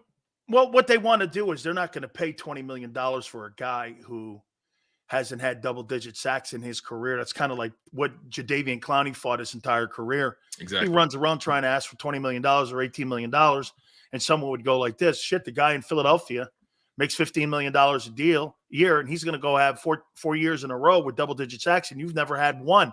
Hey, did Rasul Douglas get traded to the Bills? Oh, that's a good question. Let me find out. Rasul Douglas, the Eagles drafted him as well. Yeah. So it says here, let me see if I got some news on this. He just never fit in Jim Schwartz's system. Yeah, he just didn't fit. Okay, so the Bills are trading for Packers cornerback Rasul Douglas per Ian Rappaport. So that's a good pickup for them. It is. The Packers actually paid him. I'm actually proud of Rasul Douglas, man. A guy who wasn't really drafted very high, wasn't really in the system. Can I tell you what happened with him in Philly? I'm going to tell you what happened with him in Philly. Jim Schwartz runs a very structured defense, and you don't get the latitude to freelance. so to speak. And he's kind of like Diggs in Dallas. Diggs can't play in a structured defense. Diggs is more of a guy who's he's a gambler like Ramsey. Mm-hmm. And when you're asked and told to play inside of a sandbox a certain way, you're never going to get that real great athleticism. They let him become a player up in Green Bay like that. And I think that's what helped his game get better, is because they allowed him, and they had players on that defense that they invested around him. And he did. He signed a really nice contract up there, I think 2 years ago. Okay, so I just got an update. Apparently, the Bears, and this is they're going to keep him. It's looking like they're not going to make the move. In Can I tell you why? They probably wanted a 1 or 2, and in season right now, I probably think no one wanted to give up. They probably would be willing to give up a 3, but the Bears probably just would say this: I'd rather go into the off season and try to deal him later on, or they do can't. something, or sign him. They're gonna. It's either you sign him or you lose him for nothing. Yeah, see, I think you sign him. We're definitely going to, because to me, when you're right, you don't let a guy who's 24 years old just go like this. So you're going to keep him. So you're keeping him to sign him, and no one came to the table with a significant offer. Howie was going to try to get him, but not at the expense of the future of the team. Like his eyes, he probably looked at it like this: I really want the kid, but I'm not giving a 2 up for him. Right. I mean, my thing is, after Darius Slay and James Bradbury, who do you have back there that you fully trust unequivocally to really take over in the following season? Oh, agreed. So I think their mindset was, this kid, Jalen Johnson, he's on the up and up. You know, his first few years in the league, he was still figuring it out. He finally figured it out in his 4th year.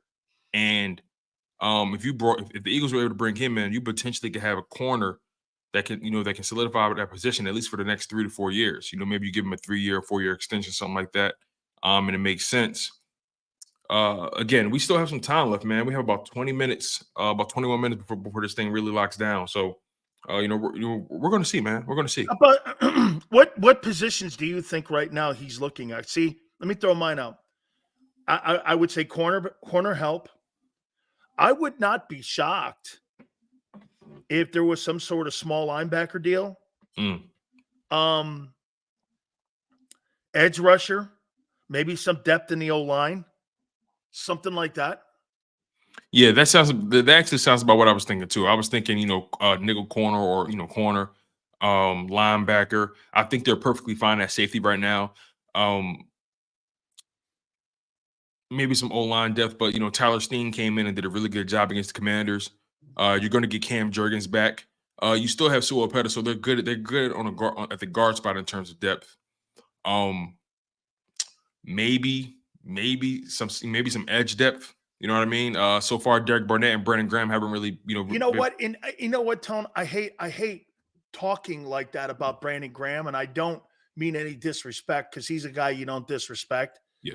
But what I'm saying is that, outside of Josh Sweat, you're not deep there, and you're not getting anything really out of that. And plus, they're limiting him his snaps. Even he's almost sharing them. That one side, the only way you're getting any kind of pressure on your edges is with Reddick and with Sweat, and you really don't have any depth anywhere in that conversation there. You're getting a much of your pressure from the tackles inside, and that was one of the reasons that there was only 1 sack against the Commanders on Sunday, is because your edge rushers are not giving you any kind of pressure. And when you don't have Carter in there and a banged up Jordan Davis, you look pedestrian in that D line a little bit. Yeah, absolutely. Like you said, Hassan Reddick, Josh Sweat. After that, when I see Derek Barnett on the field, it just seems like he's not getting any push. Brandon Graham seems like a guy. Yeah, Brandon Graham, it just seems like he's just a step slower. And, he had an amazing season last year. He sure and you're did. right. And you're right. Brandon Graham is that kind of guy where it's like, it's good. It's good to have him. But curb your expectations in terms of what you're going to get. You know what I mean? Remember we said that if you got 6.5 sacks out of him, that would be a spectacular year. If I got 5 sacks out of him, Yeah, right. You know, okay. like, yeah. I was not expecting double-digit sacks this year coming off that because it's been very few and far between that he's had double-digit sacks in his entire career. Anyway, I think twice. I think he's had. Let me double check that. I think he had it for the first time this past season, double-digit sacks, because he's always flirted around 8, 9, 7. He's always flirted around there. So for his career, that's solid too, man. Yeah, the first time he had double-digit sacks was last year in 2022. He had 11. The closest he came to that was in 2017, where he had 9.5. That was the Super Bowl year. So outside of 2022, his best year from a sack perspective was the Super Bowl year. That was when he was in his prime. You know, I'm looking at his career right now. He only has a half a sack through 8 games. Now, I will say this though. Last year, if I'm not mistaken, I believe he came on in the second half of the season. He did. I just want to make sure. I think I got that right. On when they got those 2 tackles. Let me see something. So, all right, pass rush. So yeah, in the second part of that season, yeah, he came alive. Yeah, he came alive in the second half of that season because through the first 8 weeks of the season, he only had 3 sacks. Right through the first 8 weeks, and then after that, 8.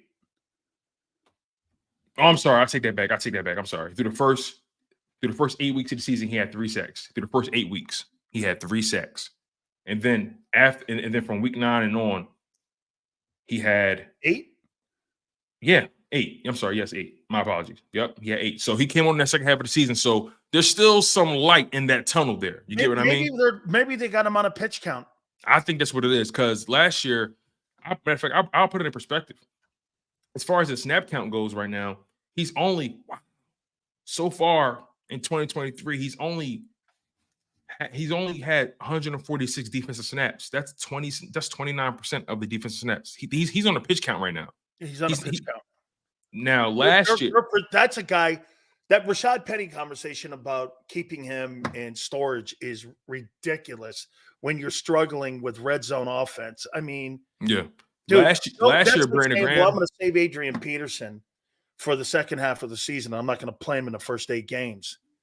I'm not doing that. I mean, Rashad Penny is nothing. He's not on the field because of 2 things, Tone. He can't block and can't stay healthy. He definitely can't block. That's a fact. He just can't block. That's why the kid Carson started over him in Seattle, and that's why they went and got that kid from Michigan State because the kid was a better blocker than him. Yeah, to put it in perspective, Kid Walker. In 2022, just going back to BG for a second, in 2022, BG was on the field for 43% of the defensive snaps. So that's clearly down this year. But again, like we mentioned, I think he's going to come along in the second half of the season. Like as of right now, only 29% of the snaps. He's barely on the field. So they're really keeping Hassan Reddick and Josh Sweat out there. For the second leg, I think they're going to start dialing them back and start unleashing Brandon Graham a little bit more. We'll see how it turns out, though. But, yeah, man, the Eagles, this trade deadline is really fascinating, man, because you look at this defense and you see that there are some deficiencies, right? Because it's like from a distance, you look at the defense and you say, okay, you have Kevin Byard at safety. You have Darius Slay and James Bradbury at corner. You got Jalen Carter, Fletcher Cox, Jordan Davis, Hassan Reddick, Josh Sweat on your D-line. You would think from a distance, that's a really, really good defense, right? But then when you get a little closer, you look at the linebacker position. You see the deficiencies there. You notice the lack of reliable depth at corner. You see, okay, Darius Slay and Bradbury, they're a little old. They're a little long in the tooth. And scheme. And then the scheme, you're playing so far off. That doesn't help either when you're not get this. So what you just pointed out, last year, those guys were playing well in a not so popular scheme with all the scheme is pretty similar. But they covered it up with good play. And also the pass rush was historic last year. So that's another thing as well. And in that Washington game in particular, the Eagles only got 1 sack, and it was a crucial sack, a strip sack. But if that pass rush isn't getting home, or at least forcing the quarterback to hold the ball a little longer, or whatever it may be, if the pass rush isn't as effective as they need it to be, it exposes those DBs that much more.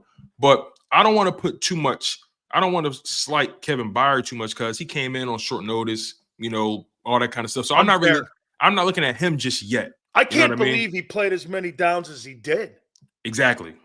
So I looked at it. Believe me, you know me, Tone. I'm not a guy who looks at a glass half full on anything. Mm-hmm. When someone goes like this, well, he wasn't real. I go, are you crazy? Do you know what it's like to pick up French when you've been speaking Portuguese your entire career? I mean, you were at one place. It's exactly like that, Tone. Mm-hmm. One scheme is completely different than another scheme. It's like learning another language. And you've got to learn new technology, new terminologies, new alignments. You've got to learn on what your players are able to do also. And for him to go out there and play all those plays like he did, that shows you the professionalism of what he's only going to get better.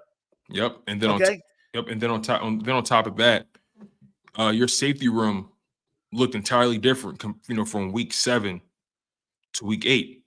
In week 7, you had Terrell Edmonds and Sidney Brown back there. Then you swap them out, and then you throw in Reed Blankenship, who came out for injury, then Kevin Byard. That there's some communication hiccups that the Commanders caught them at the perfect time in terms of that DB room ironing out the wrinkles. I think, and maybe this is me being optimistic, right? I think these DBs, once they get deeper into this season, because they need some continuity right there. They can't keep shuffling in different guys in the nickel. That's what they keep doing. They had 8 different players play the nickel this season and through 8 weeks. They've had 5 different total DB combinations through 8 weeks. It's hard, especially when their defense is based off of communication. With that Sean Desai, Jonathan Gannon, and Vic Fangio style of defense, what they're doing is they're passing guys off to the next guy. So communication is paramount in that kind of scheme. They're not really playing that much man. You know what I'm saying? It's not like the guy, Sean Desai's not saying, okay, there's your guy, stick with that guy. He's saying, okay, you're covering this area. If this guy goes beyond this area, pass him off and make sure you pick up the other guy coming from the opposite way. That's what went wrong in the Super Bowl, right? The scheme put them in a situation where they had to make so many. Andy Reid figured it out. He sent them, and he sent a lot of crossing routes, and especially in the second half, and put the pressure on them to communicate at a high level. Yep, and they did it all year. Yep, and they failed in that particular situation. So again, this game is similar.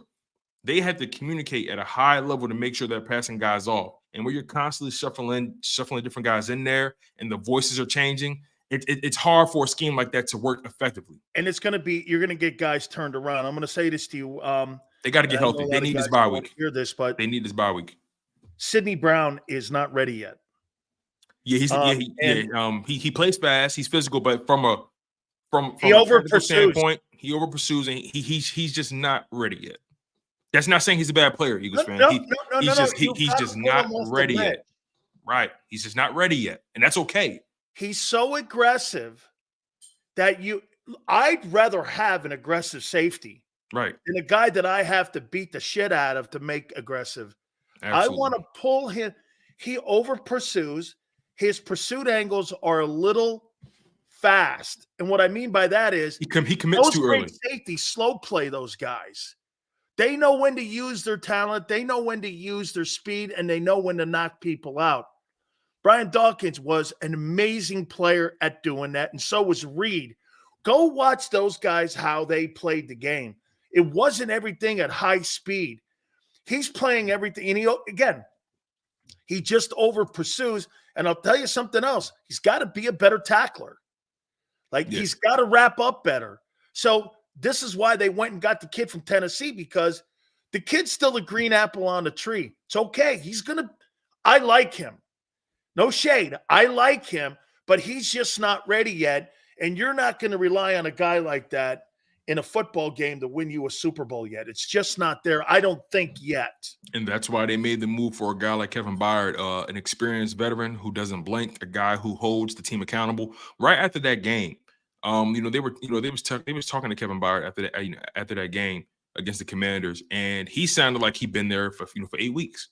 The way he was addressing the team, the way he was addressing the media, the way he was holding himself, the team accountable. It was almost like, because when you first get to a team, right? You're humble, you're a nice guy, all that kind of stuff. After that game, you're catching him right out of battle. You're catching him right out of the fire.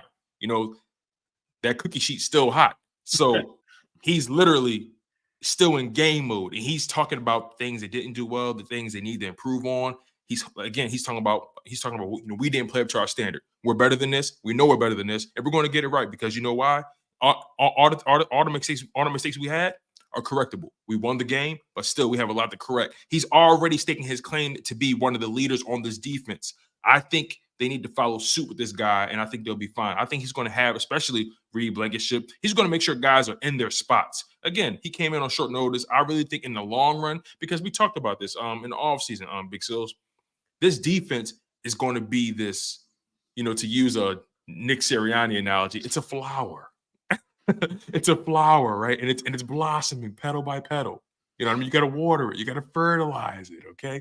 So I think this defense is literally going to continue to evolve as the season goes. But they need consistency as far as personnel goes. They got to get healthy.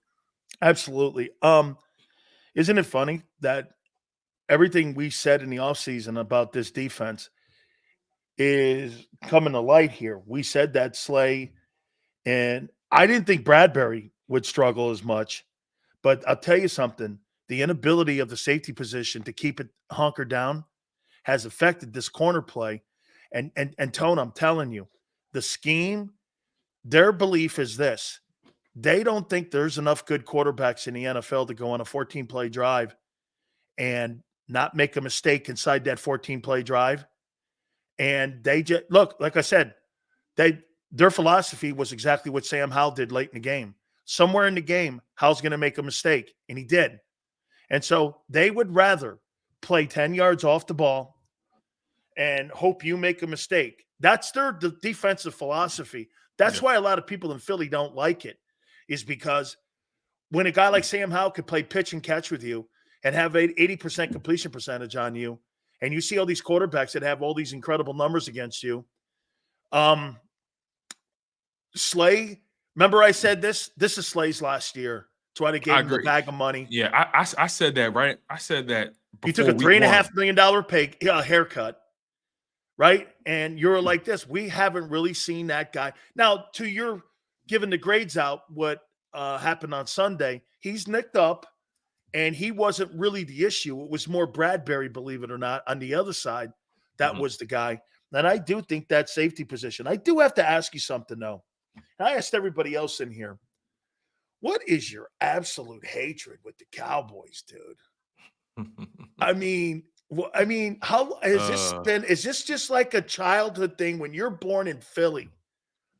See, I would have thought that your rivalry would have been New York because it's closer. There are true division. There are more historical. Yeah. Why do you hate the Cowboys? Sills, so like you said, you would think that the Giants would be the bane of our existence, right?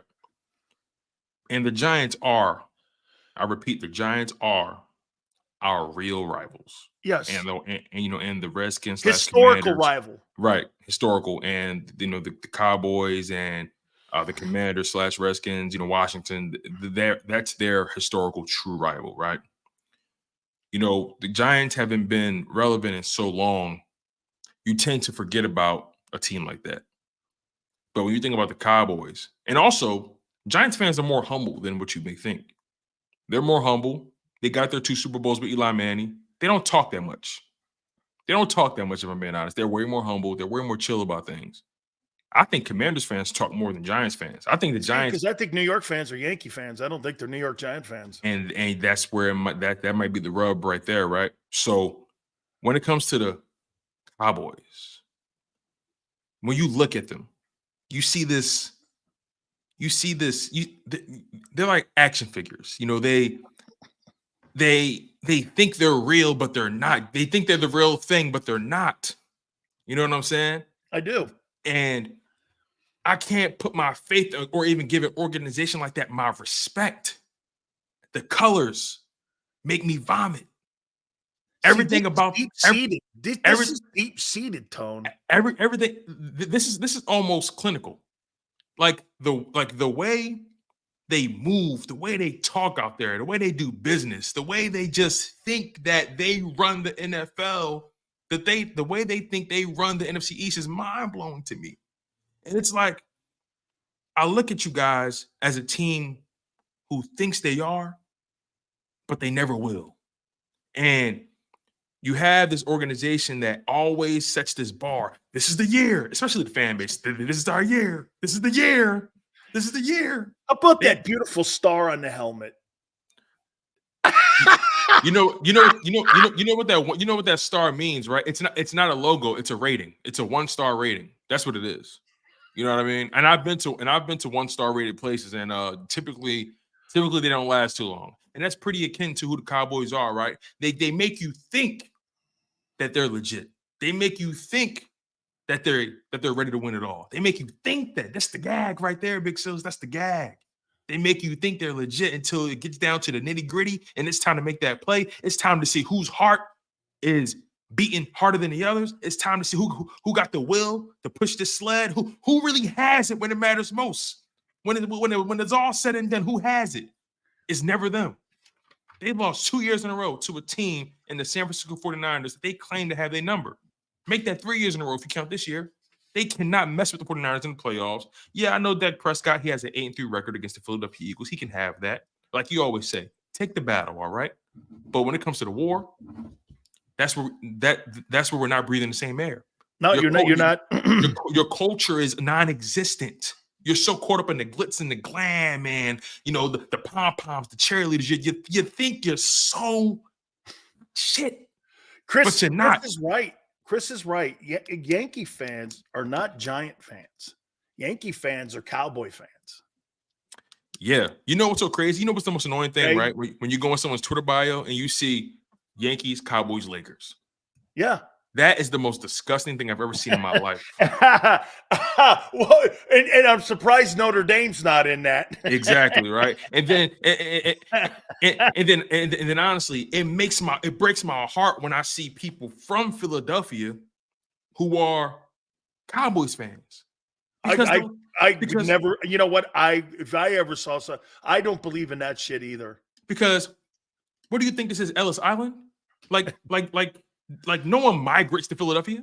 So I want to know where did this come from? How are you a Cowboys fan in Philadelphia? Make it make sense. You in Philadelphia, the land of the Philly cheesesteaks, the water ice, and the soft pretzels. Make it make sense. I don't get it, Sills. I don't either, man. Okay, I got another one here for you. Dak Prescott versus Jalen Hurts. Okay. Now, that 8-3 record that I always tease people with, let me tell you why that could be a little misleading. Prescott is averaging 33 attempts, 22 completions, 68% completion percentage. 251, he's thrown for 27.57 in yards, 19 touchdowns, 8 interceptions with a 98.9 quarterback rating, and as we said, an 8-3 record. Here's Jalen. Jalen's 2-2 versus the Cowboys. He's 104. And by the way, that first year, he had like 2 passes. Right. So it's not, this is where it's misleading. 104, 62 completion, 59.6. He's averaging 208, 5 touchdowns, 4 picks, 85-1, 2-2 record. Now, let's look at that for instance ago. Dan, do you really think that that's Jalen Hurts? 59.6, averaging 208 versus the Cowboys? Absolutely not. You know who Dak is. This is like pre-Jalen where he is today. Those statistics for Hurts have nothing to do with how he'll play Sunday. All the games that he has played so far against the Cowboys are almost irrelevant. Wouldn't you say this, Tone?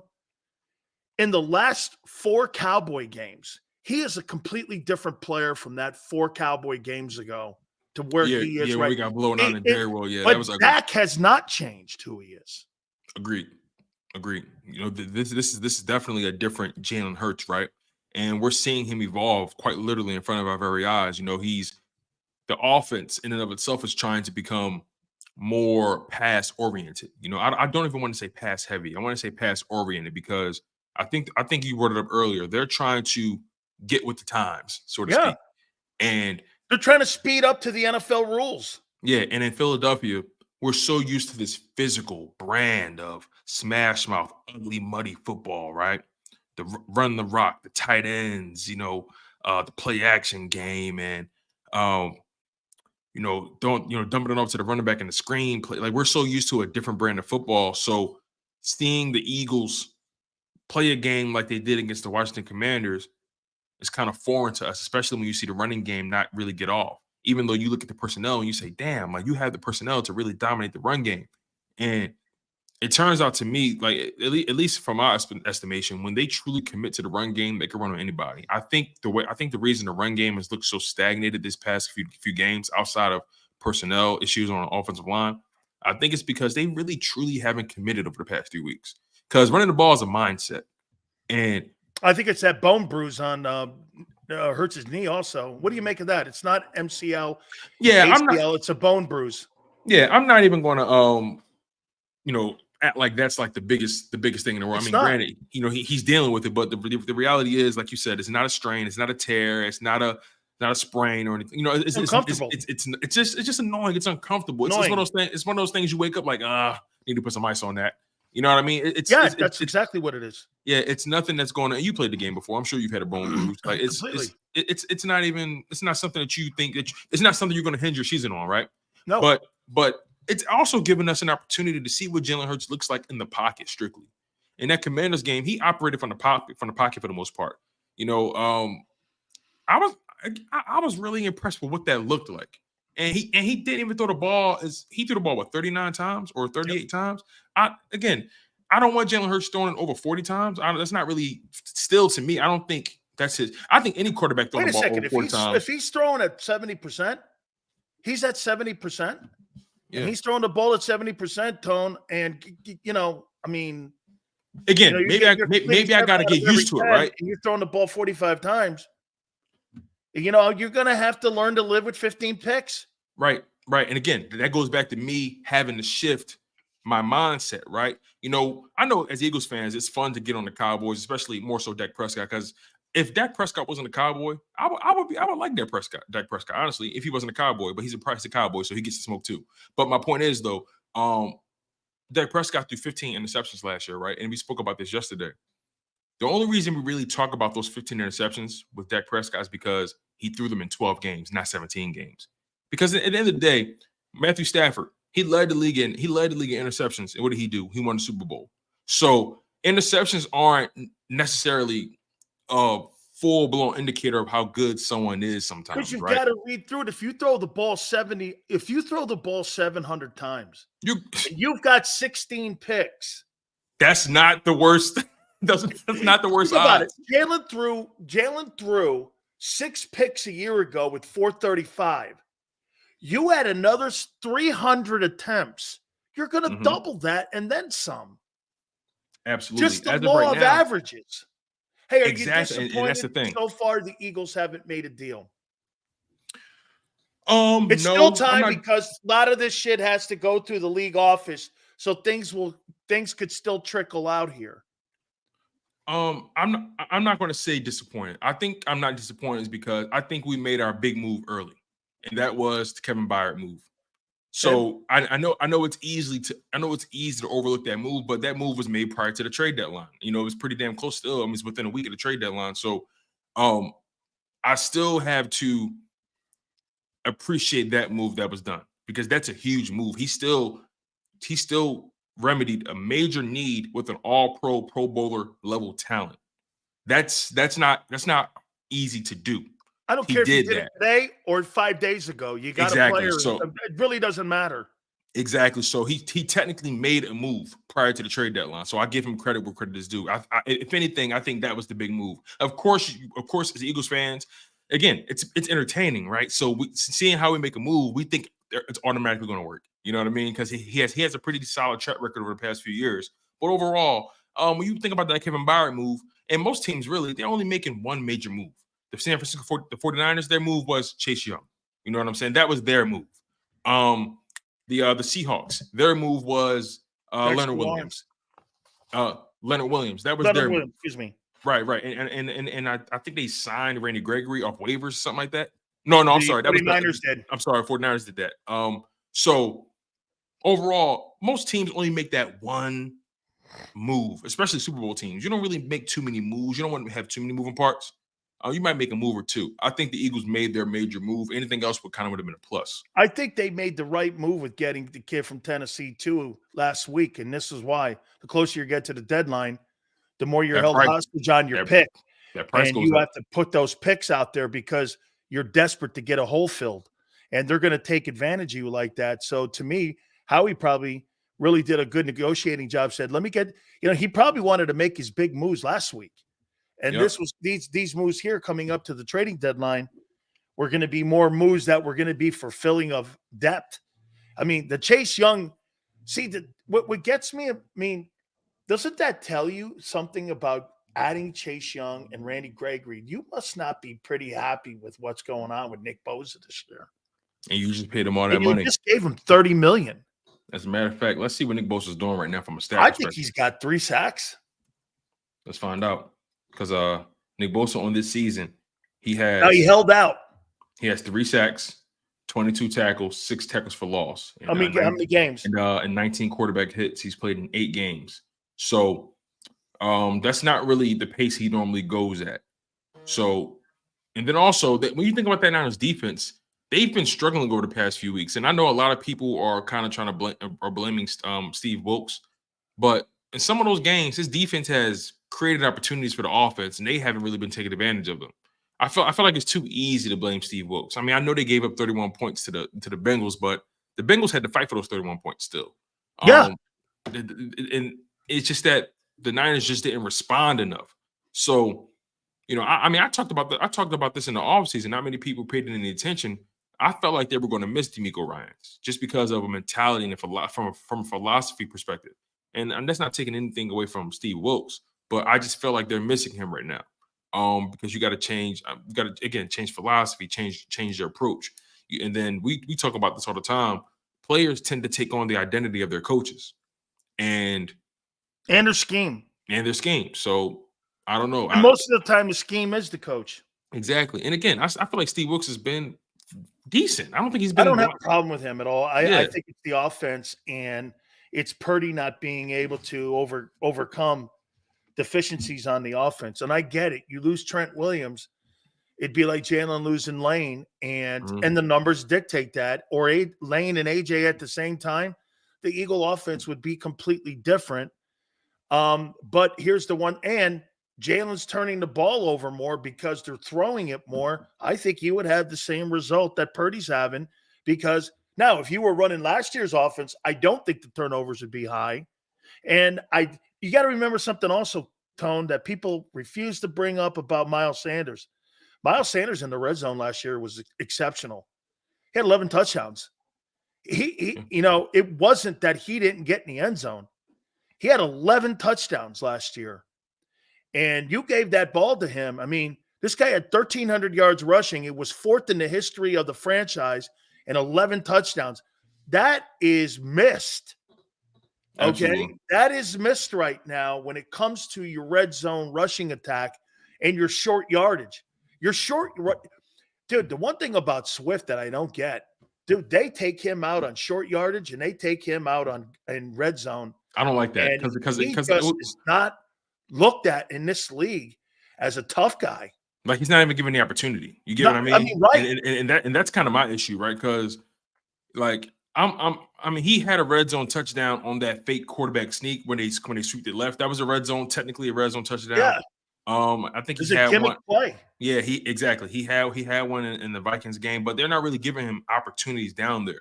I got to be honest with you. I think Kenny Gainwell signed his death warrant with that halftime debacle.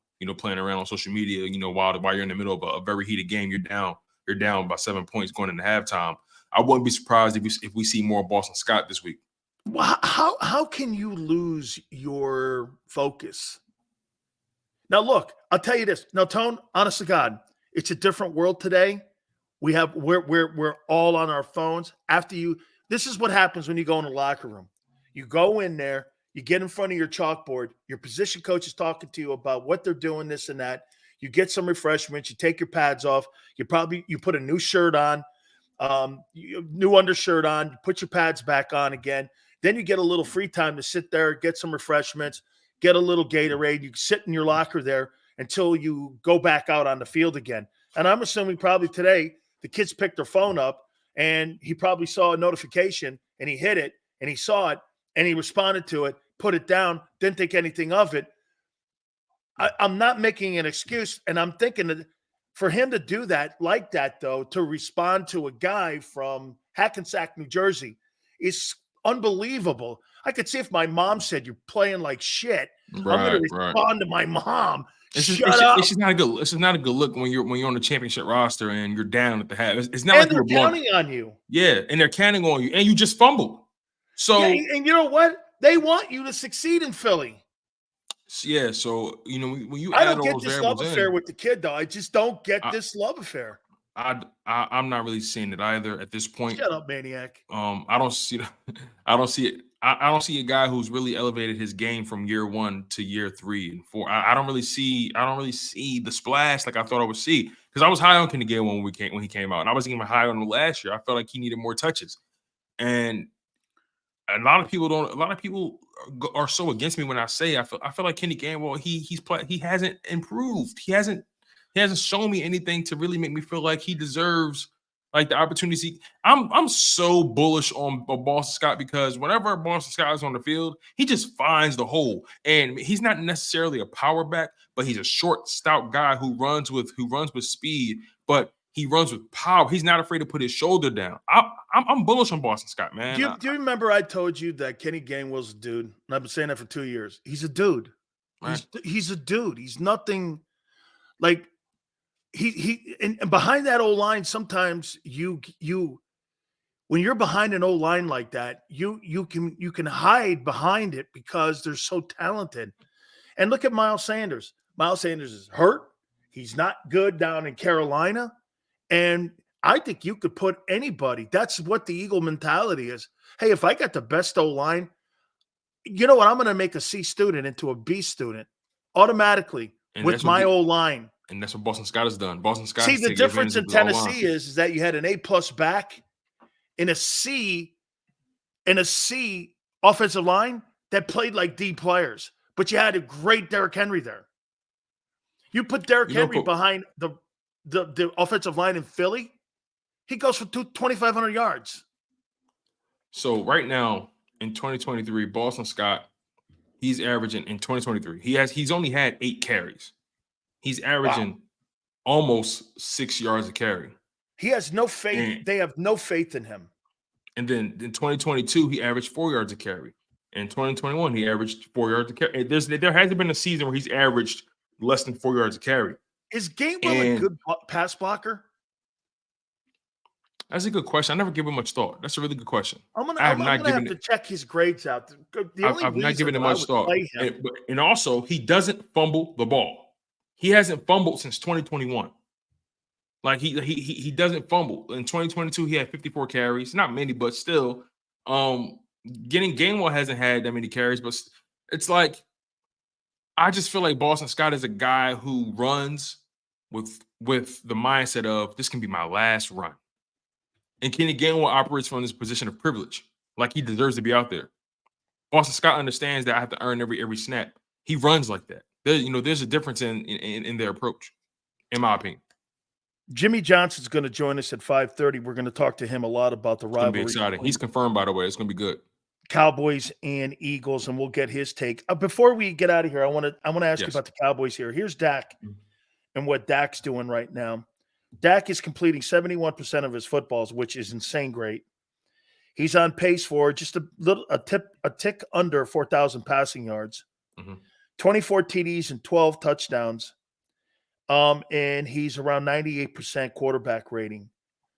That's a good year, man. He's having a solid. I wouldn't say that's spectacular, but I think he's having a good year. Here's Tony Pollard. Yeah, here's Tony Pollard, averaging almost at 4 yards a carry.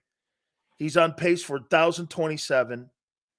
CeeDee Lamb right now is on pace for 112 catches for 1,537, and he's averaging around 13.8. And Parsons is on pace for 14.5 sacks. So, I mean, if you look at these numbers here, you know what sticks out to me when it comes to Cowboys versus Eagles? I see 4 dudes. I see 10 dudes in Philly on defense and offense. You know what I mean? There's just more star power and there's more playmakers. I don't see play. I mean, Tony Pollard does not frighten me. CeeDee Lamb can be shut down. Mm-hmm. Parsons can be run at, and Dak can be confused.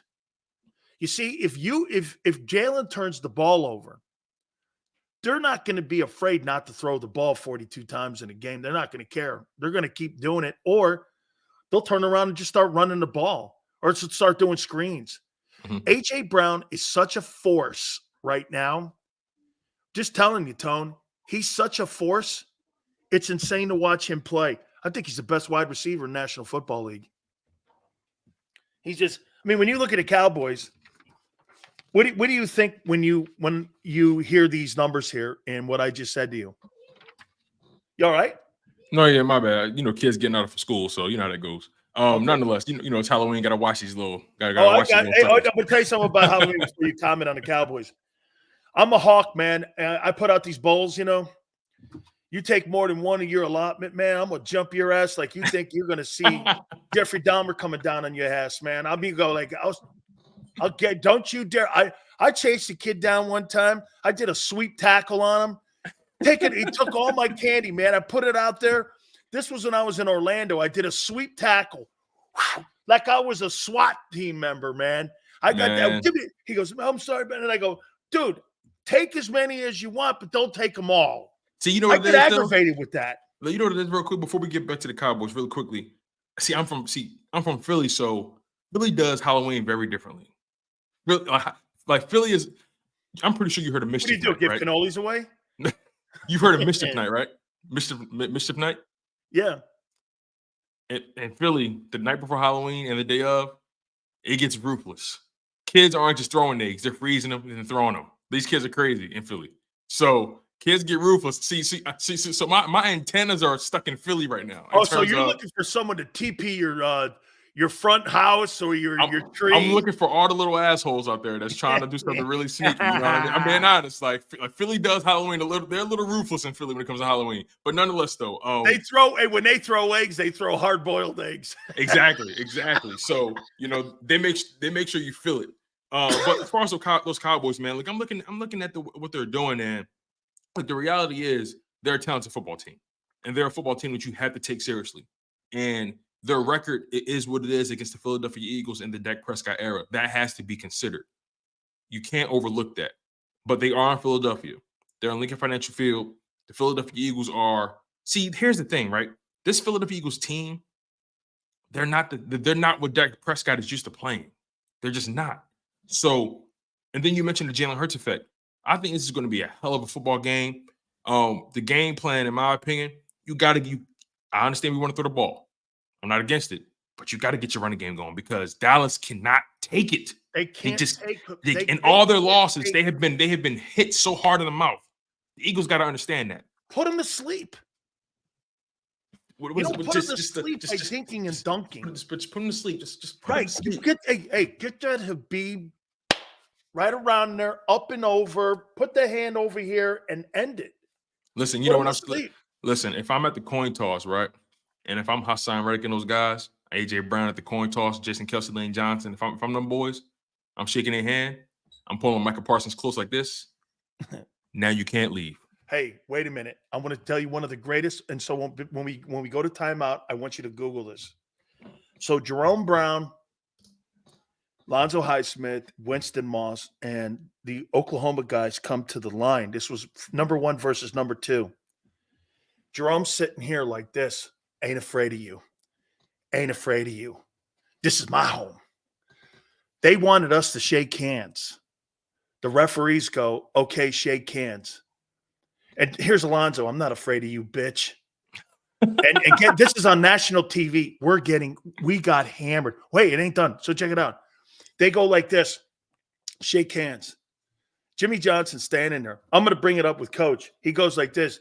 He goes, okay, shake hands. We refuse to shake hands before the game that we got a 15-yard penalty for unsportsmanlike conduct because we wouldn't shake their hand, and we beat the shit out of them for the second year in a row, 28-16. Cold-blooded. We were not shaking their hand. Cold-blooded. See, that's my thing, man. Like when you're going to look at like football players, the NFL, like this is our modern day Coliseum. This is our modern day Olympia. This is our modern day gladiators, right? And the way I don't want my gladiators being homies with the other gladiators. I want you guys, and this may sound barbaric.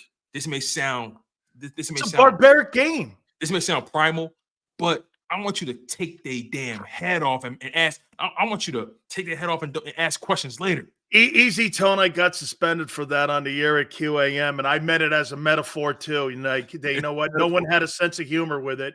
They want to strip. I'm tired of people trying to strip the physicality out of football. They're trying to take the foot out of ball. And the mentality.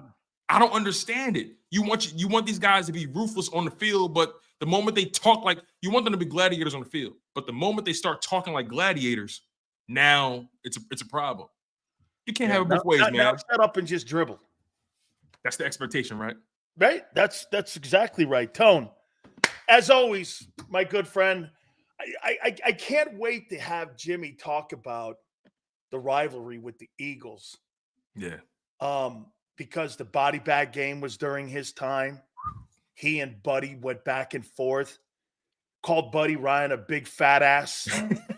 and Buddy's like, shit, I thought I lost the whole man. Those days were so great. Man. I really, I was born in 94, so and I wish I could have experienced like football in the 80s and just seeing and in the early 90s, we're really taking it in to really experience it. I really wish I could really have those memories at the Vet, man. All my memories of Lincoln Financial Field, man. I just wish I could have seen that level of carnage. Well, here's my memory at the Vet, looking up and seeing all those crazy maniacs in the 700, and then tripping over second base as I was trying to make a tackle because the damn second base and the turf were not very good, and you tripped over it, and the Eagle guys were always trying to run you over it and run you to that direction. And dude, worse, it had a big rip scene. Some of the people in here will know this. The Vet had this gigantic rip in the carpet that was like a half moon. Do you remember? And I think it was like 2000 or 2001. Brian Billick, the Ravens, they were supposed to play a preseason game in Philadelphia, right? And the game was kind of delayed for a little bit because Brian Billick was on the turf. He was at the Vet. He was like, yo, what the hell is this? Like, he's like, yo, like, my guys aren't coming out here to play on this field right now, right? He kept stopping his foot on the turf. He's like, it won't stay down. It won't stay like so. All of a sudden, they canceled the whole game because Brian Billick refused to bring his guys out on that turf. The Ravens. It was insane. Terrible. It was a great get-together place, but I can imagine, man. And like Kurt Schilling said a couple days ago, man, he enjoyed playing there. But anyway, Tone, great stuff. Thank you so much, my friend. All yes, good, sir. man. Always fun. Absolutely. The segment every day, 3:30. We talk to our friend Tone as we get ready for Cowboys. I'm going to give you my top 10 NFL quarterback list for this week. We're going to do that when we come back out of the timeout. I want to take a look at the Cowboys again. Do not forget, Jimmy Johnson is also going to join us at 5:30 from NFL on Fox. We will talk with him at 5:30. Do not forget also our good friends at Hooters, 40th anniversary, fall in football in Hooters. All go together from Rhode Island all the way down through New Jersey, down through King of Prussia. Please do me a favor, go into any one of the 7 locations, and you'll experience what I've been talking about now for 40 years. If you don't want to go into the places, use the app, HootersToGo.com. Tuesdays, buy 10 wings, get 10 boneless free. Wing Wednesdays, 1983. That's the year the place was founded, believe it or not. It's been that long, huh? 40th anniversary. They just had the party the other day. All good, man. 6 items, $6. Kids eat for free on Saturdays. NortheastHooters.com. That's NortheastHooters.com. And do me a favor. Anytime you go into any one of the Hooters, tell them Big Sil sent you.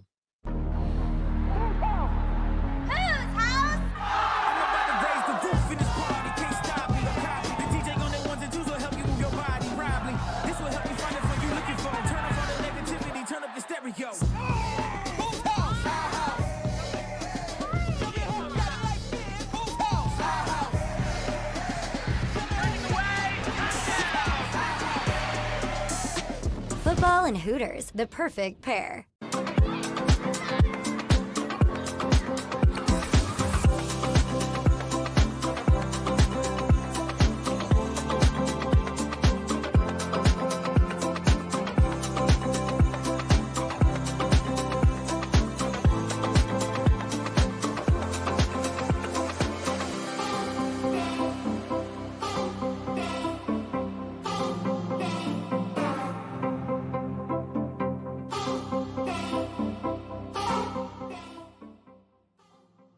If you own a company and you're not producing a podcast, you're missing out. The public consumes messaging when they're ready. Join the professional podcast network of companies and let JAKIB Media Partners put you in the podcast arena. Come to our professional studio or we'll come to your place of business and professionally produce your company podcast. Call JAKIB Media right now at 267-261-3428. 267-261-3428.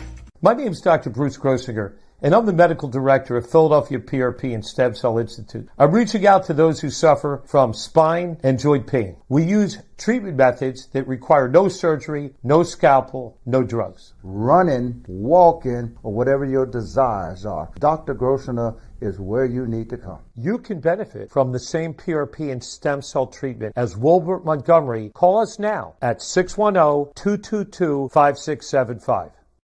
We're here to show you a better way to spend your state income taxes and get the money to where it's needed to most to the thousands of qualified kids. What we like about Blocks is they really know where the need is. This program ensures that their dollars come 100% into these kids for their tuition assistance. If you are able, Blocks makes the EITC piece go very quickly and very smoothly. Turn your PA state tax liability into need-based scholarships and receive a 90% tax credit.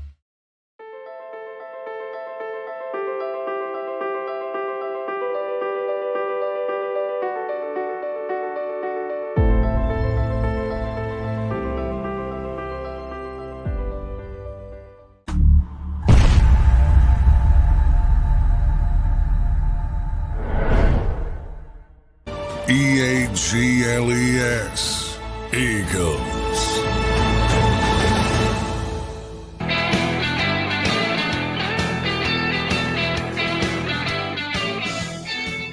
Are you really buying the Lions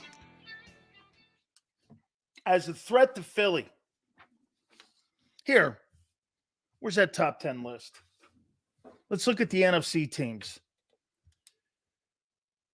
49ers, Lions, Cowboys, Seahawks.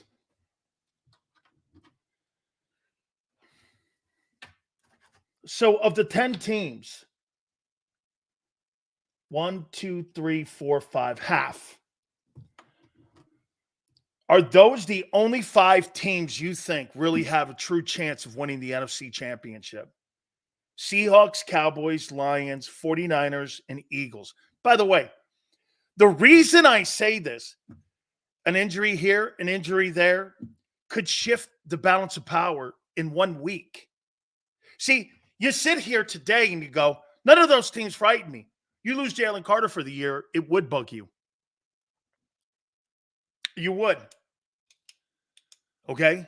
You lose Lane Johnson for a significant period of time like San Francisco is. That would impact your decision. Okay? That's how the league, again, what most people in here don't like to hear is that you look at your 7-1 record and you think because here on October 31st that is going to play out on February 1st. It never does. It rarely does. It did a year ago. No question. No question. Do you know what was the most impactful thing that happened to Philadelphia last year? You didn't get hurt. The guys you started the season with started the Super Bowl. That's unheard of. Shit, the entire season of the Jets was put in jeopardy 72 seconds into the season. That's how quick this league changes. And that's why I keep telling you that every week is a different storyline for the National Football League. And all of you know this. So the 7-1, the 24-2, all of that. It's great today. No question about it. By the way, don't forget Jimmy Johnson, 5:30 Eastern. He will join us. Absolutely. Okay. We're going to look also at week 9 of the National Football League at the top of the hour. Before JJ, I'm going to do the top 10 NFL quarterbacks. We do this on a weekly basis. And I'm going to give you my top 10 NFL quarterbacks right now. Some of you will be shocked.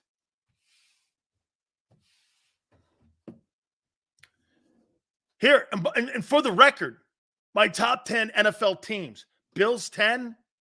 I fear the 49ers D-line. They are better than us. Across the board, they are. Their linebackers are better. Their secondary's better. They're a better unit. And see, people will go, we're 7-1, they're 5-3. That doesn't mean you're a better defense. The Jets are a good unit. They're just on the field all day.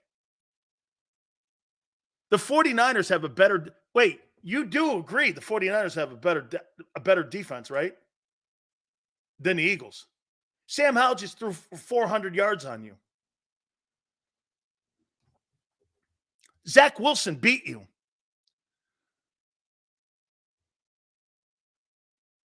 I mean, the 49ers have lost in consecutive weeks to Kirk Cousins, who had his career night. Lost to the number 1 defense in the NFL in Cleveland, and lost to Joe Burrow, who's been to 2 AFC championship games in back-to-back years. That's not chicken shit stuff there. Those are not bad teams. That's not bad teams. Those are good football teams that if you have any deficiency, and once again, I love how people go like this.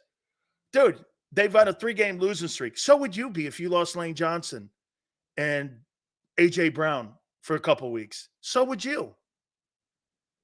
The Eagles would go on a 3-game losing streak. You know why we know this? Look at the record without Lane. It speaks to the history of Lane not being there. Does it not? When Lane is not in the starting lineup, the Eagles are a completely different football team. But and Real goes, but we didn't. That's right. No question. We have to see how this thing plays out yet. Hey, on October 31st, you're the best football team, I think, in the NFL. Do I think that you'll be that in February? I don't know how the health issue is going to play out. Here's the thing now that you haven't made any deals. You're not deep at edge rusher. You're not deep at corner. Your safeties aren't very good. Your linebackers can't cover. And you're trying to get this other – you play a kid who does not deserve to be on the field. I would stick with Morrow and Cunningham. But for whatever reason, a general manager is part of a coaching staff that he has no right being on. Howie Roseman has no right to have any decision on who plays on Sundays, yet he does. And the only way that you know that, Nakobe Dean getting playing time is a joke. They targeted him. You guys go, we had a couple of nice run fits. Yeah, but this is a passing league. So that means 70% of the time you're almost a nickel.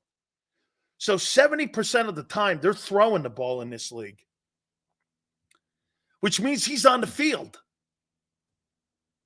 He does not deserve to be on the field. Seals, would you prefer Allen,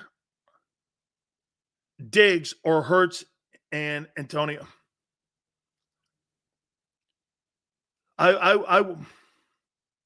Boy, that's a great question. Young opposite Bose is scary. Hey, Anton, don't forget Randy Gregory's out there too now. And you got Armstead and Hardgrave in the middle and Warner behind him. Seals, would you prefer Stephon Diggs, Josh Allen, or Hurts and A.J. Brown? Allen's the better passer.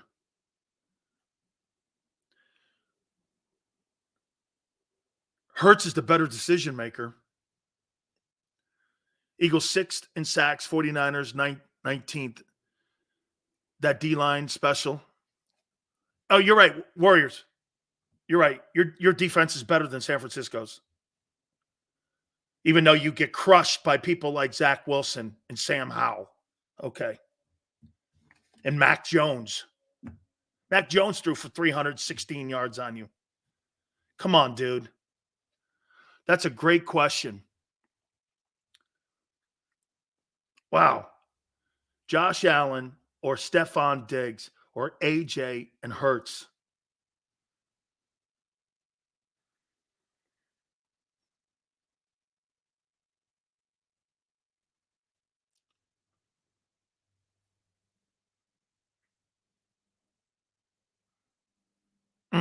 I don't know.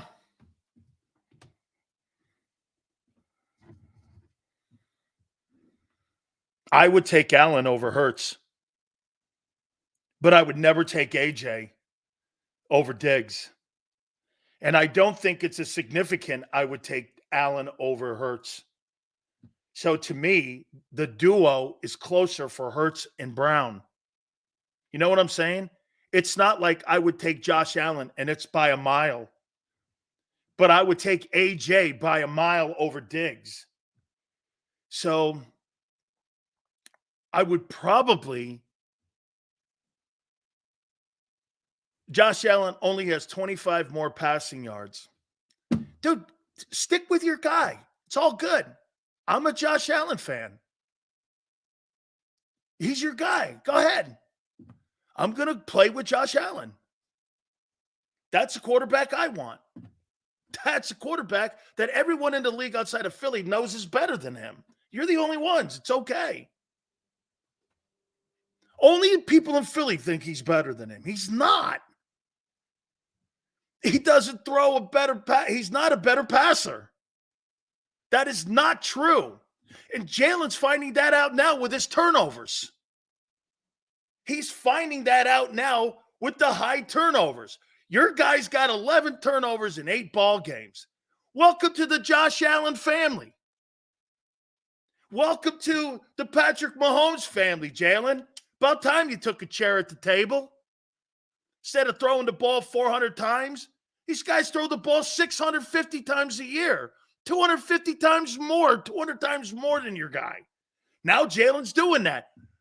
Do you think there's a reason why he's turning the ball over more? By the way, you know what's crazy about all you say about Allen? Allen is in position right now to host home field in the AFC. Do you understand that? His team is in position to be the team to host the AFC title game in Buffalo. Buffalo's got a huge game. They played the Bengals this weekend. What a game that's going to be. Look at that. You got Buffalo and Cincy this weekend in Cincinnati. That could be for home field advantage because Cincinnati beats Buffalo. They're totally back in this thing. They're totally back in it. Okay? Here are my quarterbacks for the week.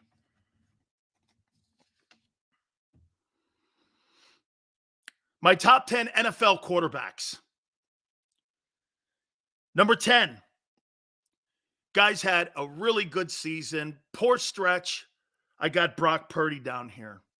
Let's take a look at Brock Purdy's season so far. I know you guys want to take a look only and dissect like you do with Nick Sirianni's 24-2 thing instead of the 2-5 start. I know many of you like cutting things up and making it fit your narrative. So let's take a look at Brock Purdy stats and how well he's played this year. Let's take a look at this and see how he's done since you guys think he sucks and he's not having a good year. So Purdy so far on the season, completing 65.5%. He is, let's see here. 68.3%. He's got 2,033 yards. He's got 12 touchdowns and 5 picks. And he's got a quarterback rating right now of 105.4. I'll take that all night. So this guy's on pace. Let me get this right. In 8 games, he's on pace for 4,000 passing yards. He's on pace for 25 touchdowns, 10 picks, and a 104. What else do you want from him? That's what your guy's going to do. More passing yards, but more turnovers. You're making it sound like Jalen Hurts is having a better season than Brock Purdy.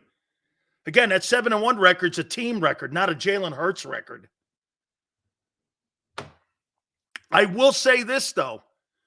He's struggling with not having – I think he's struggling more with not having Trent Williams in there. Okay? Number 9, I got to put Burrow in here. He is just getting better and better and better. It's probably healthier and healthier each and every single week. He's getting healthier. I got him at 9. You know, I got to say this about Prescott. Dak's on pace for 4,000 passing yards, 24 TDs, 12 interceptions, 98 quarterback ratings. He's completing 71% of his passes. Dak's having a good year, man. Got to give it to him. He's at 8. He's not having a horrible year. Jared Goff is insane. What is Jared Goff's numbers? I can't believe what I'm watching with him. I just cannot believe how Jared Goff's stats. I can't believe how well he's playing. What was he last night? 272, a touchdown and a pick. Vegas could have won that game last night.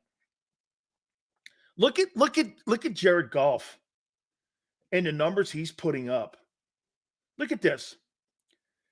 So he's completing at 68.3. He's got 2,100 passing yards. He's got 12 touchdowns and 5 picks. I mean, he's having a really good season. And he's on pace for 4,200 passing yards. He's 6-2, 2,174. Look at how many years Jared Goff. Hey, if I told you this, hey, Tone, check this out. Everyone, check this out here. So this guy's thrown for 46.88 and 32 touchdowns and 12 picks. 46.38, 32 touchdowns and 15 picks. 4,052, 20 touchdowns and 13 picks. 44.38 a year ago, 29 touchdowns and 7 picks. That's a bad career. Jared Goff is slowly putting together. He's going to go over 30,000 passing yards in only 8 years playing in the league. Jared Goff has played 8 years. This is his 8th year. And he's going to go over 30,000 passing yards. To put that in context, I think McNabb in his entire career threw the ball for 36,000 yards. I think he played 15, 16 years. And half the time of what McNabb did, I get it, different league. But supposedly Goff sucked. Supposedly he sucked. This guy's going to throw for 60,000 yards in his career. Crazy to look at him now and go, you know, when he came out of Cal, I saw nothing that I enjoyed about it. Nothing. Okay?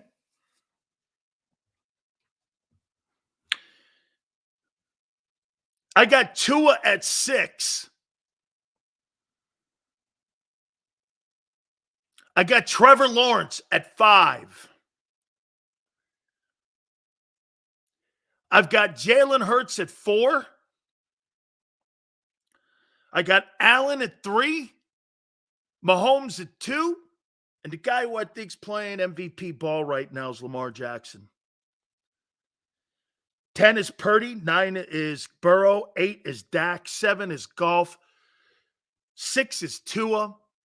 5 is Lawrence. 4 is Hurts. Last week, by the way, CBS had Hurts 8th. I had him 6th. He's 4th this week. He's moving up. Okay? He's moving up. Okay? I got Allen 3. Who wins the cricket championship tonight? Can you eat it?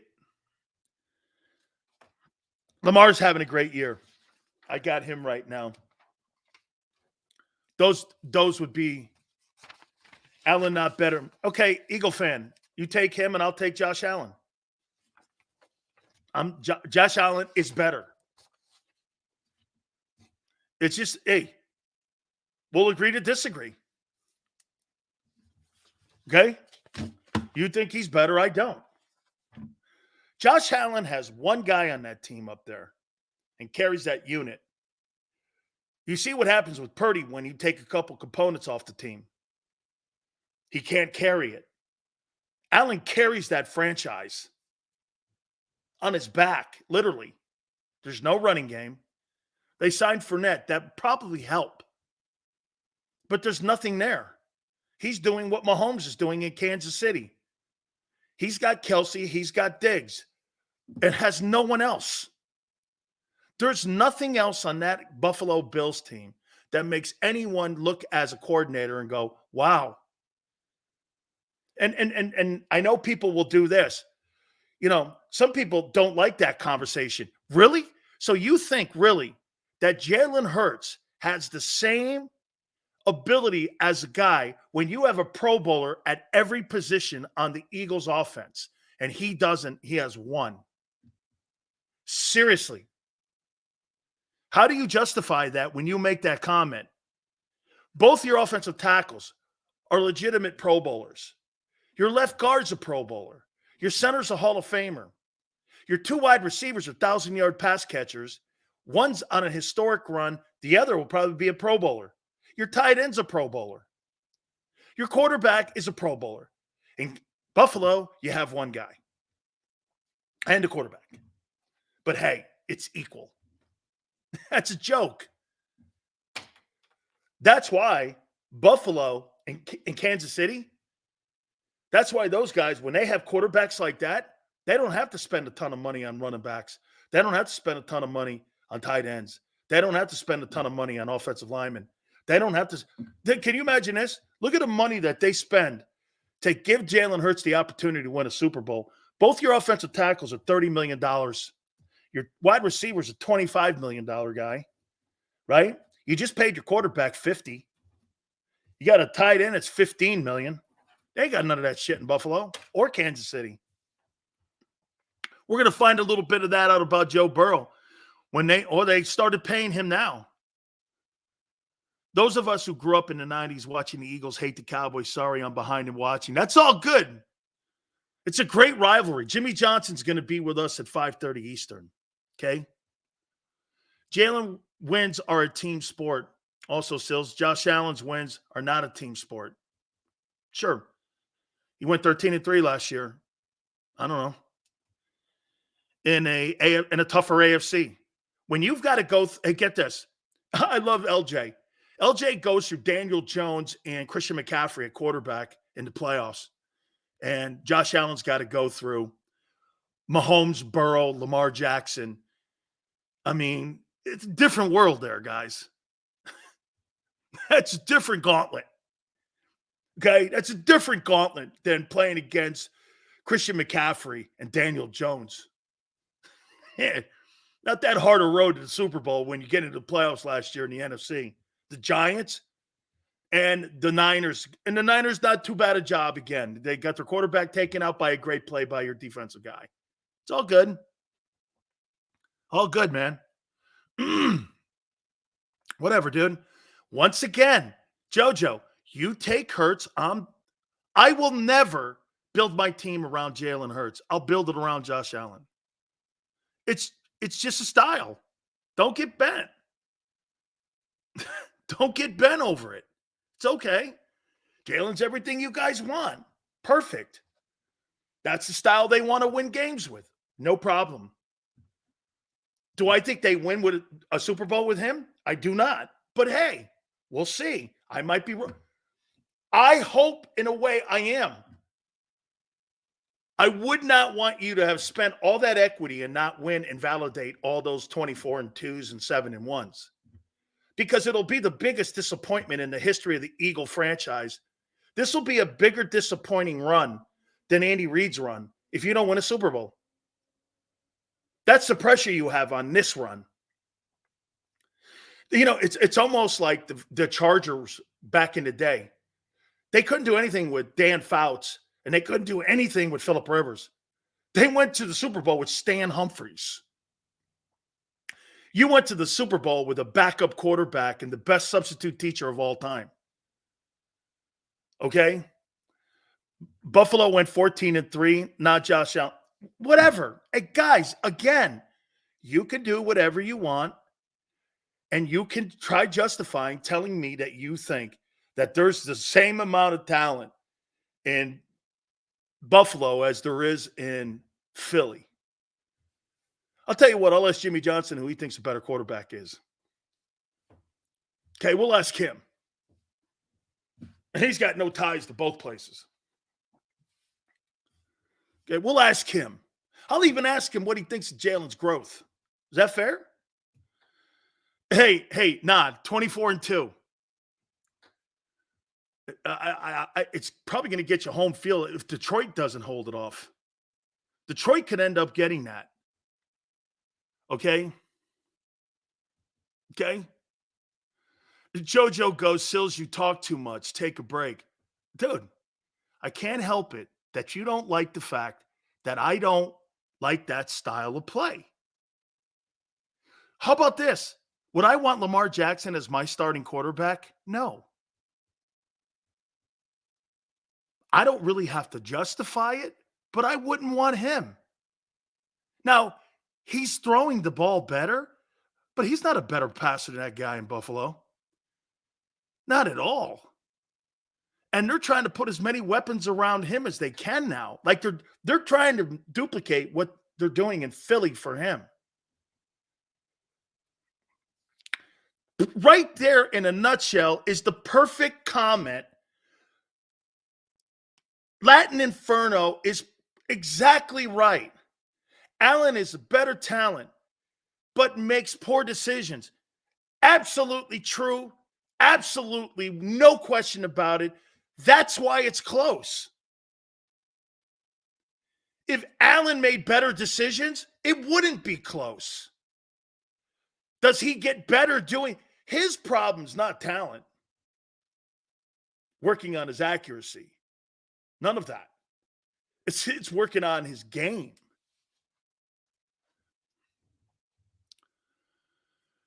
Did you see Michael Parsons begging Cowboy fans to show up at the link because he thinks they can make it a home game? Now that is once again a delusional dude. So the Cowboy guy and biggest cheerleader thinks that he's going to turn Lincoln Financial into Cowboys, Arlington's South or West or East. That is what he must get this. What an insult to you guys. Michael Parsons just took a shit on Eagle fans. Michael Parsons thinks that you're the Charger fans. That's how I would take that. There's only one stadium in the NFL that's the biggest disgrace. That's SoFi Stadium, where you can go into that building at any time and turn it into your home crowd. You will hey, dude, here's the places you could never do that to. You could never do that in Buffalo. You could never do that in Philadelphia. I don't think you could do that in Pittsburgh or Green Bay. I think you could do that shit in definitely I don't know if you could, probably Las Vegas. Okay? You can't do that in Philly. You think you're going to turn Lincoln? Hey, Michael Parsons says that, get this, that he thinks Cowboy fans are more supportive of his team than the Eagle fans are. And I will say this to you. You know how I feel about you guys. That couldn't be further from the truth. That is way off the base. Hey, I could actually see them not selling tickets to Cowboy fans. Hey, Tone, am I right? Could you actually see a ticket agent or someone at the front with a guy walking up to the gate with a Cowboy jersey on and that guy not serving him and the guy behind him with an Eagle gear? The guy goes, sorry, we're out of tickets. No, you're not. And then the guy leaves and the guy goes, yeah, I got tickets. And the guy walks back. How come you said we're out of tickets? I'm not selling them to you.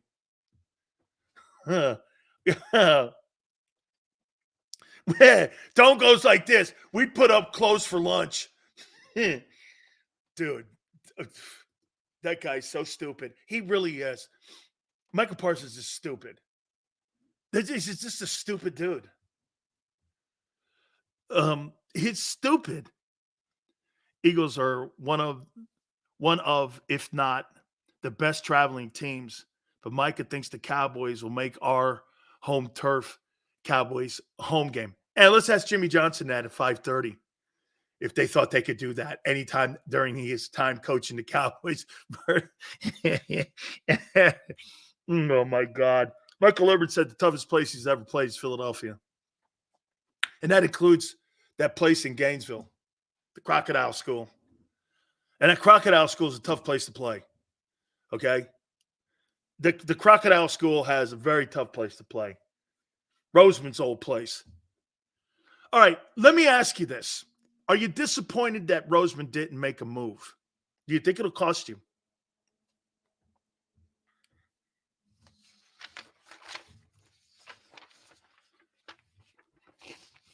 Do you think it'll cost you? I happen to agree with you, Trucker. I think the Cowboys are overrated. I'll ask Jimmy that too for you.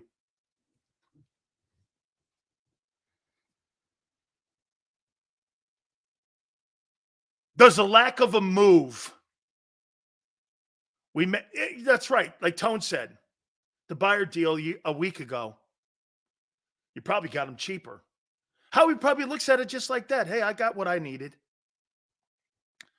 I think that kid Johnson, I think the Bears wanted the King's ransom for him, and the teams were not going to give it up in midseason. They were not going to give up a 2 for the kid. No way. They were not going to do that. Okay? They were not going to. That was a great play by Julio. They were just not – to me, I think the asking price was too high. We just got our homework done early. That's all.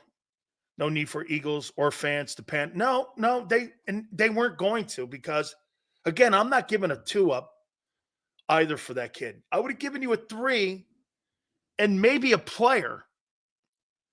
I would have given you Derek. Hey, I'm pretty shocked Derek Barnett's still on the team, but see, they need depth there.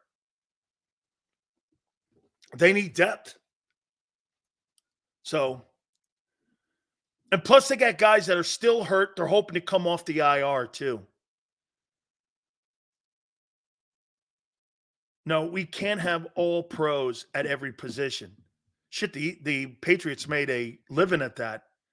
We have a solid squad and just have to let them play. And to what Tone said, you have to get continuity and you have to get communication. 2 things that are essential in building a defense. It's communication and continuity. We got the best player of all guys dealt, Anton. Byard better than Chase Young. I saw somebody go like this, that in 4 years, Chase Young's got 14 sacks. He missed 2. He missed 2 years. 14 sacks in 2 years? That's not awful. Okay? That's not awful. For an edge rusher, that's not awful. In his first year when he came out of Ohio State as a number 2 overall pick, that guy showed me more talent than Michael Parsons ever did his first year. He's a good player. Now, I do think he's still dealing with that injury, and I don't know if he'll ever get back to being what he was, but he's a good player. That helps San Francisco out big time. That gives the Niners a lot of leverage, man, on depth at the position. Okay? Plus, he knows the NFC East. Chase is younger, but Byard is healthier. The edge is a premium position. The safety's not. Both deals could be picked apart, but I'll take the healthier guy. But I would also remember this too, Tone. That's great when you're looking at the two prospects. Okay. The bigger need for that unit is the Eagles getting a safety versus the Niners getting another edge. They just made a trade for Gregory with Denver. So, okay, albeit it's a good move, but is that really an impact move that puts you over the top? Or does the kid from Tennessee solidify your back end and help you more? And was that more of a need between the two teams? See, I think the Eagles feel the bigger need than what San Francisco did. Okay, and then that's when you add in, plus he's on the field more. He's a healthier guy, and he's an experienced dude, which, again, you're awful old back there now, though. Okay? You're awful old back there. All right. We're going to look at week 9 of the National Football League. Before we get into Coach Jimmy Johnson, Jimmy Johnson is going to join us at 5:30 Eastern. Please hit the like button. Power Hour coming up. Keep it here on the National Football Show.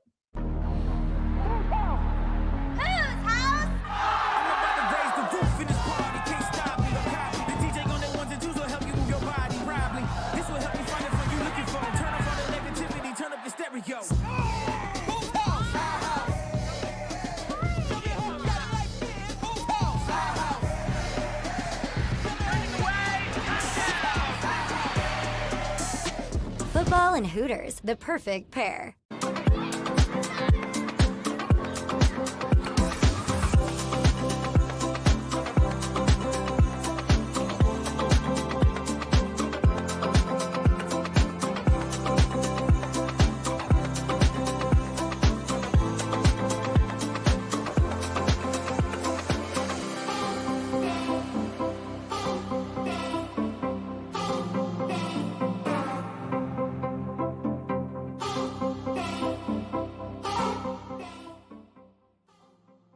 If you own a company and you're not producing a podcast, you're missing out. The public consumes messaging when they're ready. Join the professional podcast network of companies and let JAKIB Media Partners put you in the podcast arena. Come to our professional studio, or we'll come to your place of business and professionally produce your company podcast. Call JAKIB Media right now at 267-261-3428. 267-261-3428.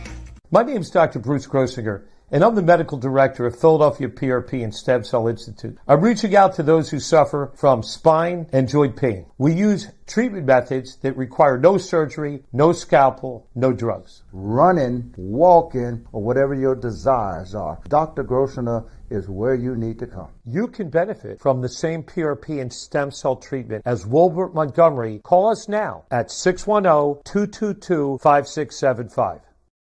We're here to show you a better way to spend your state income taxes and get the money to where it's needed to most to the thousands of qualified kids. What we like about Blocks is they really know where the need is. This program ensures that their dollars come 100% into these kids for their tuition assistance. If you are able, Blocks makes the EITC piece go very quickly and very smoothly. Turn your PA state tax liability into need-based scholarships and receive a 90% tax credit.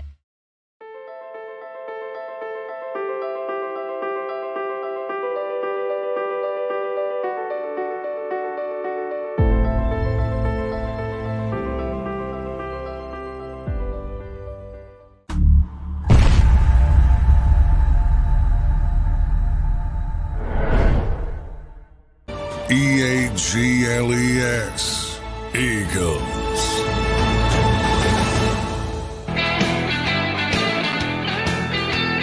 Night Chills, Power Hour. Jimmy Johnson, 5:30 Eastern. He will join us, and we will talk Cowboys and Eagles. What is there a significant moment you remember the most from that rivalry? A moment you remember the most?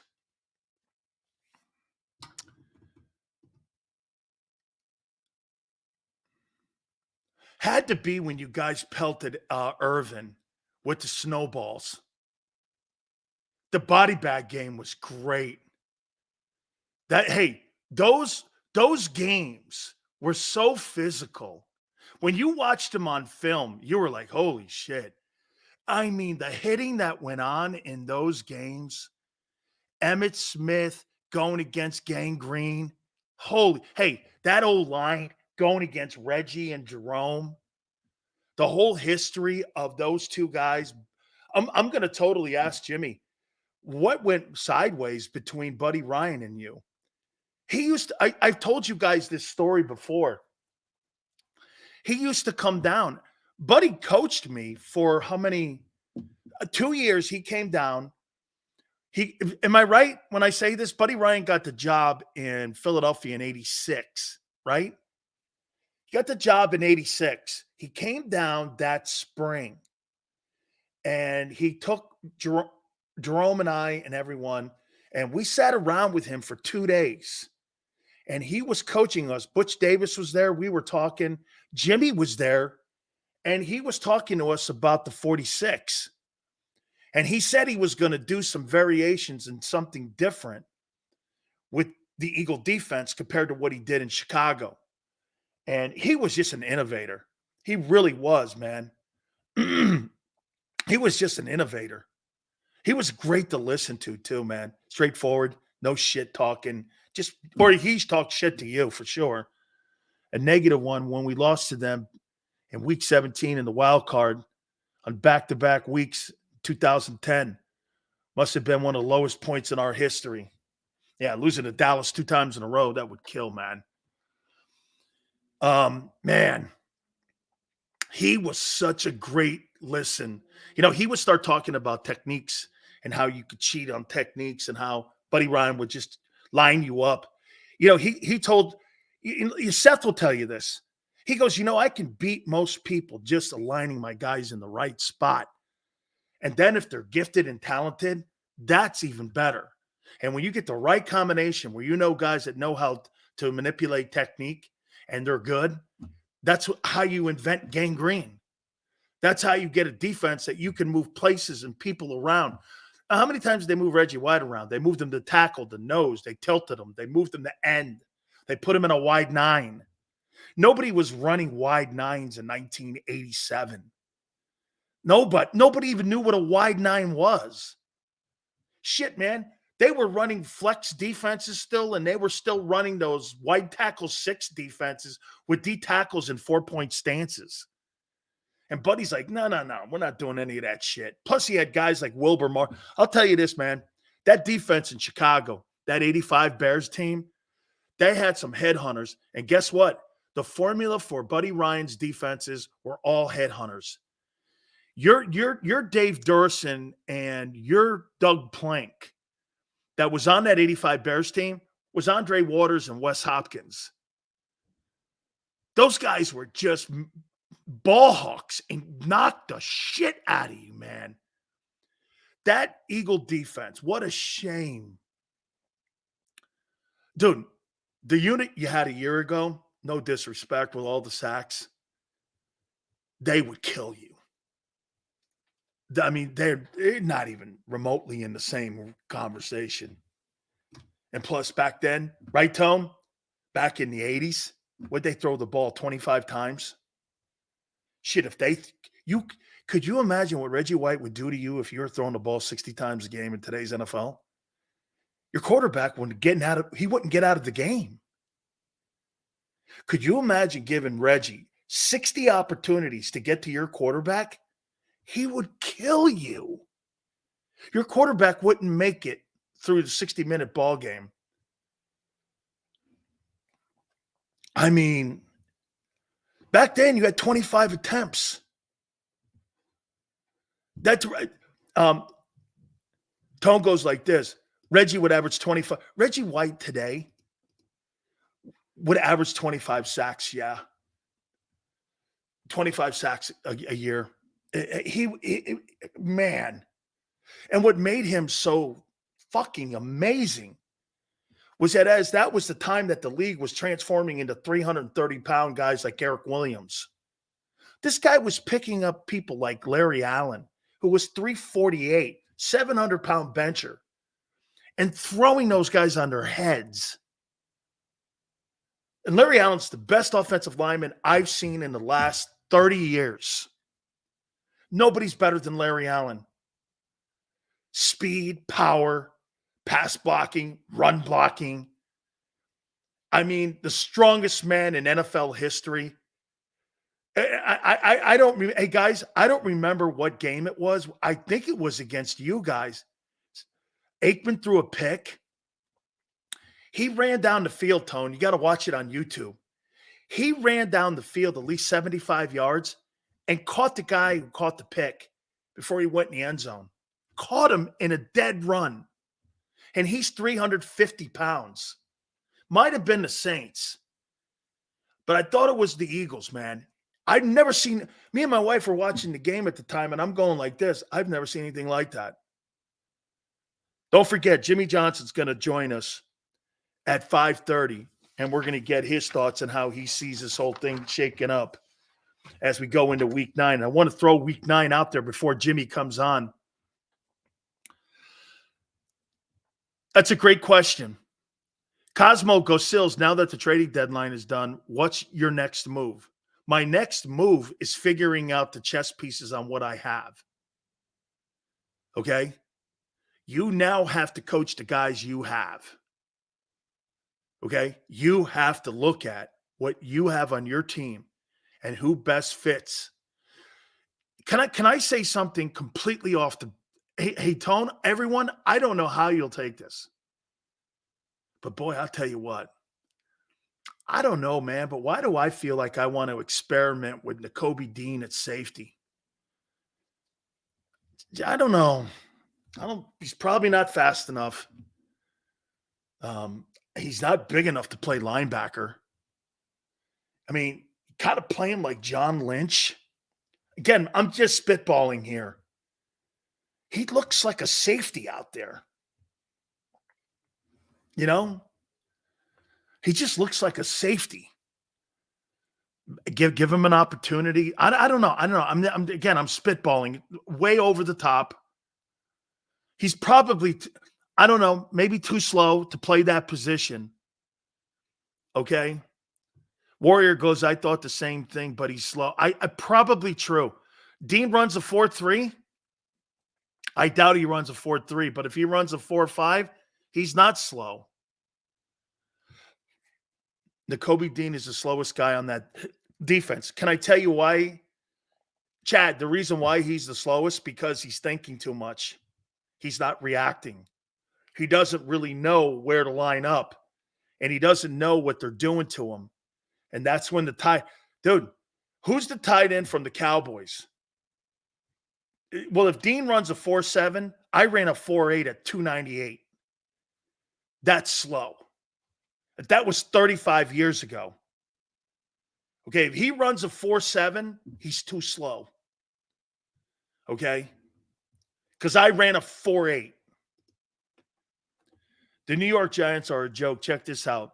The Giants had a trade agreed with the 49ers for Adoree Jackson, but failed to report it to the league in time via Wesley Steinberg. The New York Giants are a complete shit show. Don't ever worry about them or the Washington Commanders. You will never have to worry about them.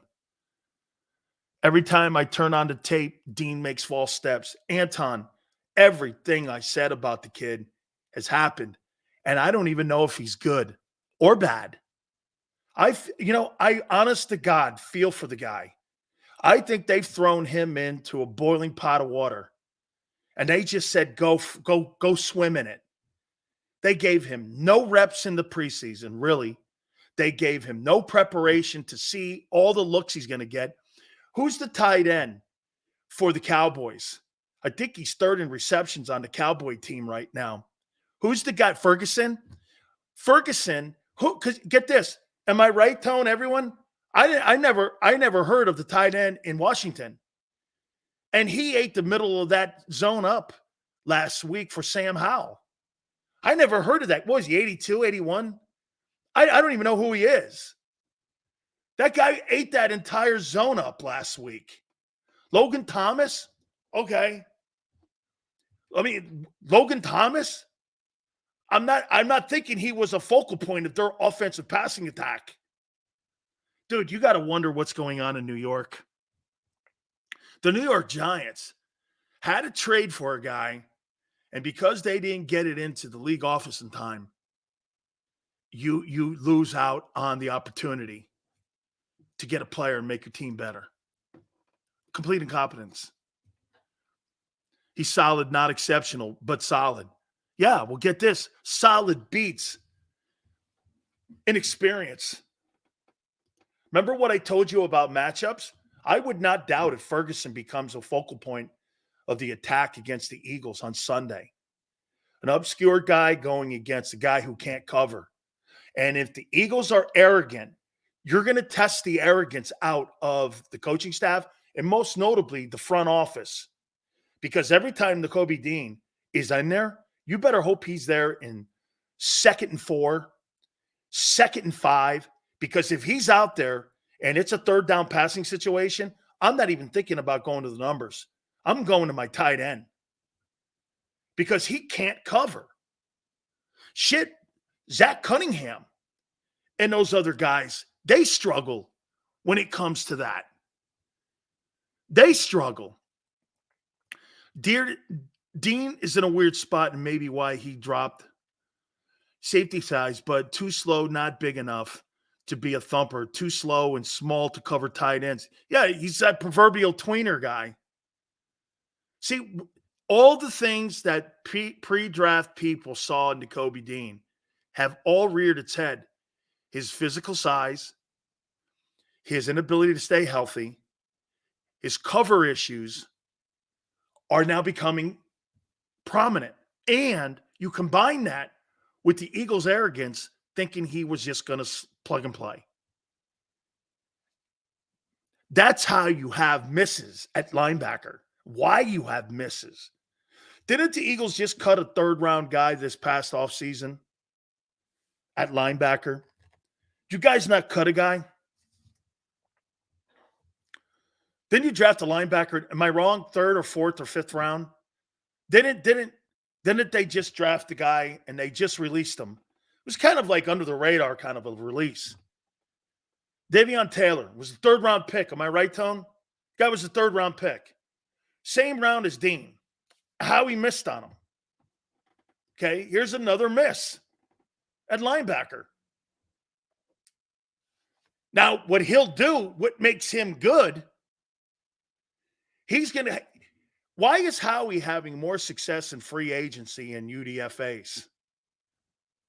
You notice that? He's given more draft equity up on linebackers that don't pan out, and it equals out because the UDFAs and the free agents come in here and play well. Kaiser White, TJ Edwards, Zach Cunningham, Nicholas Morrow.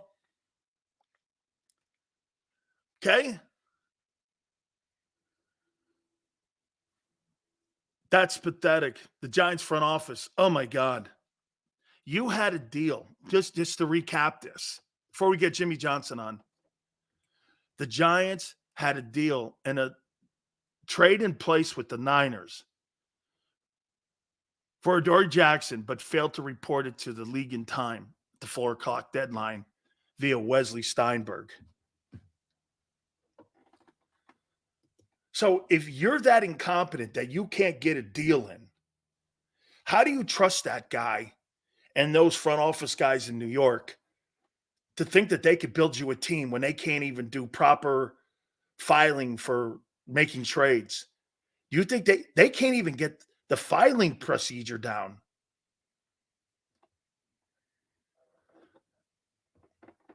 The Adoree Jackson contract is killing the Giants. I don't think that's the only one killing that Giants. Like the tight end deal. Why did you go get a tight end when you paid $40 million a year for your quarterback when he needs protection? This is the Eagles are beating you in business. They're beating you in business. The entire NFC. Here are the only teams that are doing well, in my opinion. Seattle, Here, am I right when you say this? John Schneider, the general manager in Seattle, you trade away Russell Wilson. I thought the Seattle Seahawks were going to be the worst team in the National Football League. They made the playoffs last year. Look at the trades that they've made. Look at the equity they've got in drafts. And this is even after the shitty Jamal Adams deal. They're still rebuilding. Pete Carroll is going to leave Seattle in a great place when he retires. Belichick, not so much. Pete's a good builder, man. That's a great relationship they have up there. See, the one thing that happens up in New England, you keep losing guys like Nick Caserio, Scott Pioli. When guys like that are no longer in your front office and helping you when it comes to personnel decisions, that's when you start taking steps backwards. And you start making idiotic moves like putting Matt Patricia as your offensive coordinator and shit. That's when you start walking it back. And you start doing this. Okay, well, you know, look at the Giants, for instance, here. So the Giants, they don't pick up the fifth-year option on Jones. They turn around because he has 5 games that are decent. They pay him $40 million per. He's got more of a cap hit to the Giants over the next 3 years than what Jalen Hurts does over his entire contract. And Jalen's making more. How he wins that? That Darren Waller deal? Darren Waller? I haven't heard his. Hey, someone help me here. Darren Waller? I haven't heard that guy's name in 3 years when it came to being a significant player in the league. When's the last time you heard that guy as being a good ball player? Can I ask what happened to Keely Ringo? He's not ready. If you don't see these guys out there right now, by the way, I told you this, Sidney Brown's not ready. He over pursues. He's not a great form tackler. He needs to slow his game down. He's playing with his hair on fire. It's okay. He's got to get a little patience out there. The Eagles don't trust him. Okay? You're not, especially with these quarterbacks that know what they're doing out there. You're not going to put inexperience out there with Allen and Mahomes. I mean, look at what do you know why Mahomes beat the Eagles in the Super Bowl? And I'm not meaning to go back over that. But what I'm saying is they started running crossing routes in the fourth quarter. And what were the Eagles doing? They did something they didn't do all year. You know what they did? They started passing guys off. Communication was horseshit in the fourth quarter. And dude, I saw guys running into one another in the fourth quarter. And the only reason the Chiefs stopped scoring was because the game ended. There was one way of stopping them. That one way, you couldn't have stopped them. Fans got to understand, there's nothing wrong with a kid being ready. When the team is a Super Bowl contention, if the Eagles were rebuilding, that's the time to put Ringo and Sidney out there, right, to go through their bumps and bruises. The Eagles are prepared to win it all.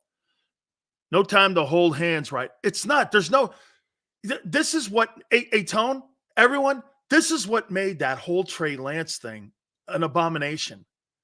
Why are you experimenting with a quarterback when you have a Super Bowl roster and you're sitting around trying to do some sort of like development of a quarterback when you have a Super Bowl team? I would say this to you, okay? I know Jimmy G didn't look good last night, but boy, I'll tell you, man, San Francisco, they do not make good selections and good moves when it comes to the quarterback position. I don't get it. They just don't really make proper decisions. Blocking Hassan Reddick with a tight end instead of not a tackle or double teaming him when you saw the season he was having. Letting your quarterback, and then putting the quarterback even out there in the fourth when he completely had his arm annihilated. You put him back in there. The whole thing in San Francisco, they do such a good job at every other position. But when it comes, can I tell you what I think it comes down to? I think it comes down to Kyle Shanahan getting in the way of the quarterback decision. I think he gets in the way there of that whole thing because he feels that's. I'm gonna tell you a story here about Coach Johnson, and I want to tell you, and I'm going to show you what he did when it came to the quarterback position. I was there the first year with the guys, and I remember Troy Aikman coming up to me. We were at a steakhouse, me, Crawford Kerr, Daryl Johnson. We're sitting there at Thousand Oaks, and Troy Aikman comes up to me, and he goes like this, "Hey, so Jimmy drafted your boy, huh?" I looked at Aikman, and I swear, everyone, I went just like this. You don't think that guy's going to start? And he loved and loves to this day Steve Walsh. Guy loved me, one of his favorite players. But you know what that guy, I go, Troy, you don't think that guy's playing that guy, do you? That guy plays to win. Okay, he don't give a shit who you are. He plays to win. This guy's going to win. And this ain't nothing to do with friendship.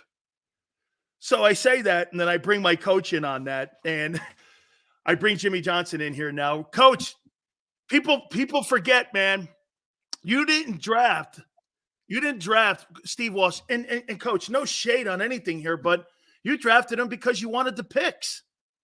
Yeah, that was pretty clear right off the bat. Although I had to kind of walk the fence with Troy and Steve. I didn't want to devalue Steve Walsh, but I was going to trade him all along. And that's how we worked that first year. And then, of course, I got a 1, 2, and a 3 from New Orleans for Steve later on. And so it paid some dividends for me. Coach, you brought down Buddy Ryan in 1986. I got pictures that I posted that he was at our practice and there was a relationship. And we're based in Philly, and it's Eagles and Cowboy week. How did that relationship turn once you got to the Cowboys into like this back and forth? And it made for such a great rivalry. I mean, how did that thing morph into that? Well, actually, they had actually talked to me about possibly going to the Eagles at a later date. And so I'm really kind of an Eagles fan. But as far as Buddy and I, during that period of time, of course, we weren't real good that first year, and the second year we got a little better. And Buddy, he said, "Hey, I've got the upper hand on you." And so later on, when I was working with Fox, I went and did a game, there in Arizona when Buddy was in Arizona. And I said, "Buddy, you did have the upper hand, but seems like to me, you never won a playoff game. And seems like to me, I think I've got a couple of rings on my hand right now." so I had the last laugh on Buddy, but I had a great relationship. He was a great, great defensive coach. And I've got great respect for his sons as well, or they're outstanding coaches as well when they did coach. Coach, have you been shocked with the progression and growth of Jalen Hurts as a quarterback? Yeah, he really has come strong, and I'm so impressed. He's such a leader. He's such a hard worker. I talked to Howie Roseman, when they were practicing against the Dolphins a year ago, and he just said the guy just worked so hard. And then I talked to Nick Sirianni. Sirianni said, "Hey, I'm a fan of yours." I said, "You're a fan of mine?" He said, "Yeah, I've been following you longer than anybody, ever." I said, "No, what do you mean?" He said, "I became a fan of yours when you were on that TV show, Coach." And I said, "That was in 1993. I said, "You were a little kid." He said, "Yeah, I saw you on Coach." But Sirianni's done a great job with Hurts. And I think the big thing is Howie Roseman has brought in some outstanding talent, with A.J. Brown, with, all the supporting cast. It's made Hurts that much better. Coach, tell me something when you're making, what, Coach? I don't want to put you in a position where I have you talking shade on Jerry, but I will say this, of all the people and players that he's tried to replace, he's never been able to replace you. When you were there for 5 years, hopefully I got the number right, you made 57 deals when you were there in that 5 years. And when I see a guy that's not aggressive, you told me something years ago, Coach. You said, "I'm never looking to replace the top 1% of my roster. I'm always looking to replace the 1% on my bottom of my roster because that's how I know we're going to continue to get better. And it just seems that Jerry doesn't. He falls in love with his guys. And, Coach, you love us all. I know you do. However, I always felt you fell in like with us in case you had to make the right move for your team. You know what I'm saying, Coach? I mean, you were there to win. You weren't there to be buddies with everyone like it seems he is. Is that his mistake? Well, I don't know that it's a mistake. They have a team that they really like. I understand that. And I think every franchise sometimes falls in love with their veterans and keep their veterans maybe a little bit too long. But when we won the first Super Bowl, we were the youngest team in the league. And by having the youngest team in the league, we were the lowest paid team in the league.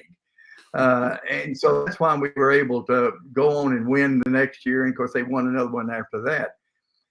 But I was always looking to improve. My third year when we went to Detroit and got beat by Detroit in the playoffs, we struggled on pass defense. And right there in the locker room after the game, I said, we've got to improve our pass defense. And so that all season, I was able to make a trade for Charles Haley and then also draft Kevin Smith and Darren Woodson for the secondary. And then we went ahead and won the Super Bowl after that. So you're always looking to improve your football team. Coach, one thing Howie Roseman has a lot in common with you. It just seems that he has an evaluation on every single and all 1,900 of the players that are in the league. And I think, if I'm not mistaken, wouldn't you agree, the reason that you had such an advantage on everyone else, it's kind of like Pete Carroll when he was at Southern Cal. You had recruited many of the kids who would go into the draft or would be free agents. So you kind of had a heads up on what this kid was. Maybe he's not tall enough. Maybe he doesn't run a really great 40, but he's got great instincts. So you had kind of like a head start on what you were looking at. This guy, Howie Roseman, Coach, he'll fail at getting corners. Then he'll go sign corners in free agency. He'll make a trade for AJ, who was underutilized with the Titans. Now you see what he's doing. I mean, how did you look at bringing players into your organization? It wasn't about the name on the back, was it? It was about a profile? Yeah, you've got to know the player, and I think that's the advantage that we had when I first went to the Cowboys, is that because we were such an outstanding team at Miami, as you know, and you were a big part of it, and we were recruiting some of the top players in the country, and so I had been in their homes. I knew them as individuals. I knew what their makeup was. I knew how harder workers they were. I knew about their injuries, on and on and on. And so it gave me an advantage, those first couple of years drafting. And you mentioned Jerry and Stephen, and don't forget about Clay, Will, McClay. He has done a great job as far as bringing in talent. You look at him right now, and I think the Cowboys and the Eagles are going to be a great ball game here this weekend. The way the Cowboys played this last week, I can see why they wouldn't make many moves, because they're pretty strong in all areas, and that keeps their salary cap down too. Where you really don't want to keep trying to trade and trying to chase the dream and wreck your salary cap by bringing in high-priced veterans.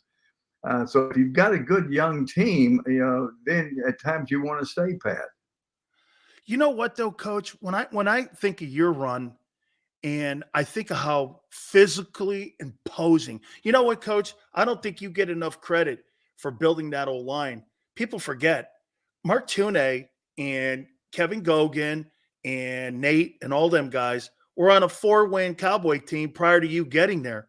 You solidified it by bringing in Stepnoski and also Emmitt Smith. I mean, you galvanized that unit and turned that unit into what became one of the best offensive lines in the NFL. And you were there. You were a physically imposing team. I just think with Jerry running the team, it just looks too finesse. Arizona runs them over, Coach. San Francisco runs through them. You didn't have games where you guys were like that. It just seems over the last 25 years, they're more finesse than when you were there. Is that fair? I was talking to Dean Spanos. I had dinner with him here the other night, the owner of the Chargers. And, I said the game has changed so much. When you look at that offensive line we had in Dallas, A lot of it now. Yeah, I'm going to make a statement here, and Howie Long and Michael Strahan argue about this every time I say it. Of all the positions on the team, I think the one position where the coach is more important than the player is the offensive line.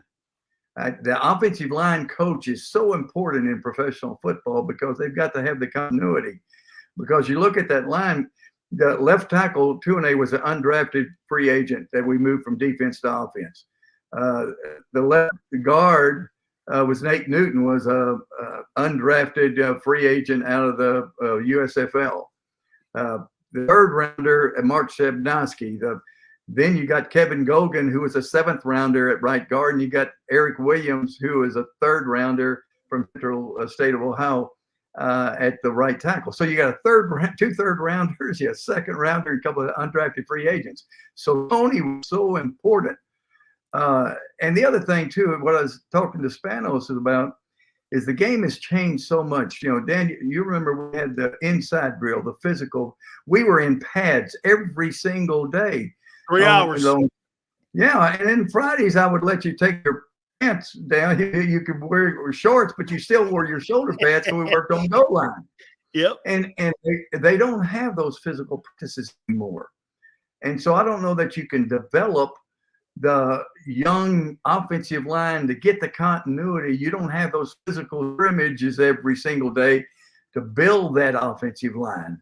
And so I think that really hurts every football team when you're not having physical practice. But now some teams could get away with it. Back in the year, you know, when Bill Walsh was at the 49ers, they didn't practice real physical and they got it done. But my personality, we had to have physical practices. Couple last questions for you, Coach. So Dave Wanstead's on tomorrow. So Tony Weiss was the most important coach on your coaching staff. I just want to be clear here. Yeah, he developed that offensive line. I don't know if that he was the most important coach, but he developed that offensive line. Butch is listening right now. He's laughing. I could tell. How do you see this game playing out Sunday, Coach? Cowboys, you know, those two wobbly losses. How do you look at this game on Sunday between Philly and Dallas? Well, the Cowboys haven't played that well on the road, but the way they looked, you know, this past weekend, if they play that well, you know, they beat anybody. And Philadelphia, even though they're 7-1, they haven't played up to their potential either. They've been turning the ball over. So I think the biggest key in the game, because you got two very good teams, is going to be turnover, just like in every game.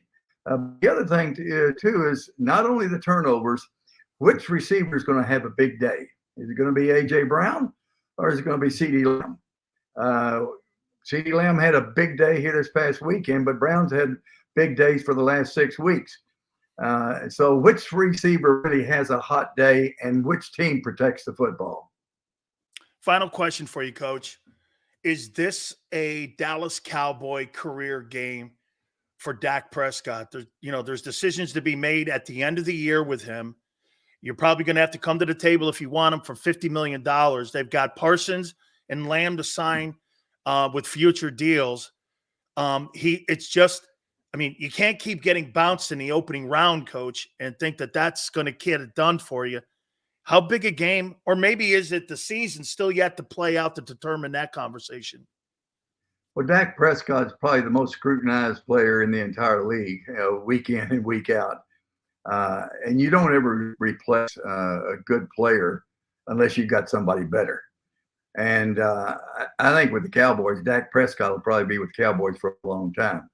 And it's a matter of, I think, with McCarthy, calling the plays with sprinkling in the run, doing a little bit more as far as playing to the defensive side, that'll protect Prescott. And so, the way he played, it was extremely accurate last weekend. If he can play that way through the playoffs, then everybody's going to be happy.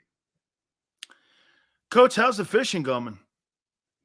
Got a fish yesterday, so it's going okay. I haven't fished as much this year for one reason or another, but I'll plan on getting some fishing after the football season.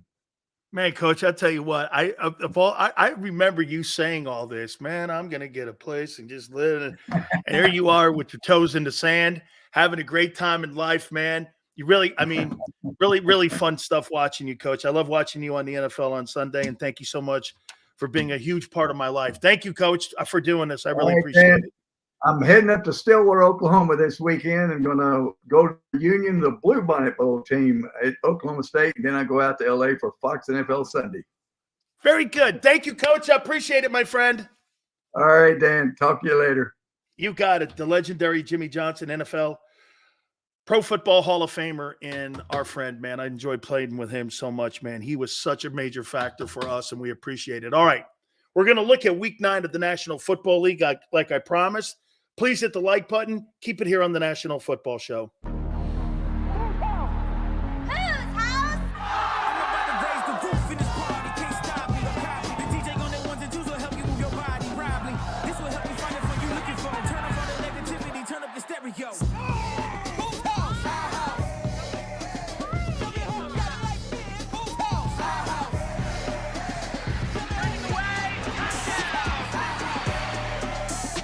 Football and Hooters, the perfect pair.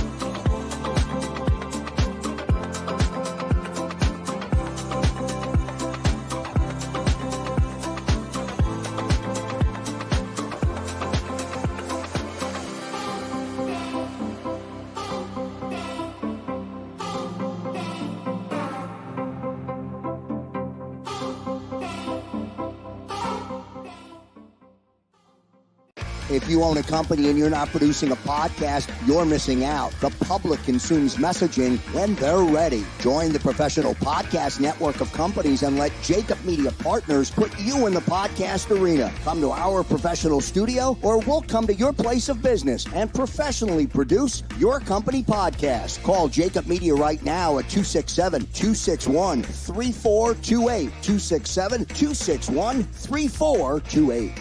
My name is Dr. Bruce Grossinger, and I'm the medical director of Philadelphia PRP and Stem Cell Institute. I'm reaching out to those who suffer from spine and joint pain. We use treatment methods that require no surgery, no scalpel, no drugs. Running, walking, or whatever your desires are, Dr. Grossinger is where you need to come. You can benefit from the same PRP and stem cell treatment as Wilbert Montgomery. Call us now at 610-222-5675. We're here to show you a better way to spend your state income taxes and get the money to where it's needed to most to the thousands of qualified kids. What we like about Blocks is they really know where the need is. This program ensures that their dollars come 100% into these kids for their tuition assistance. If you are able, Blocks makes the EITC piece go very quickly and very smoothly. Turn your PA state tax liability into need-based scholarships and receive a 90% tax credit.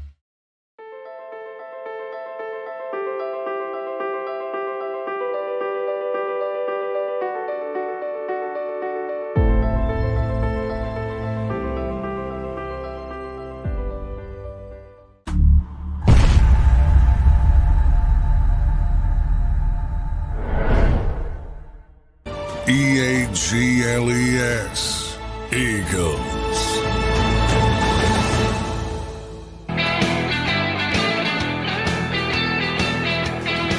Big Skills is a huge part of the success he had at Miami. Huh. James, I want that bite. I want that bite. I want that bite. It's not every day, right, Maniac? You got a Hall of Fame coach going. You're a major part of what I did in Miami. See, Big Sills may, as my daughter says, has to look up on YouTube whether or not he was an athlete. It's true. I have to check sometimes on YouTube. Did I really do that? My back is killing me too today. And when Jimmy brought up the 3-hour inside drills, I'm like, oh, God. Oh, man. Yeah. Sills, a major part of that, Maniac. Now I can't eat a Tic Tac without gaining 10 pounds. Oy vey. What do I do?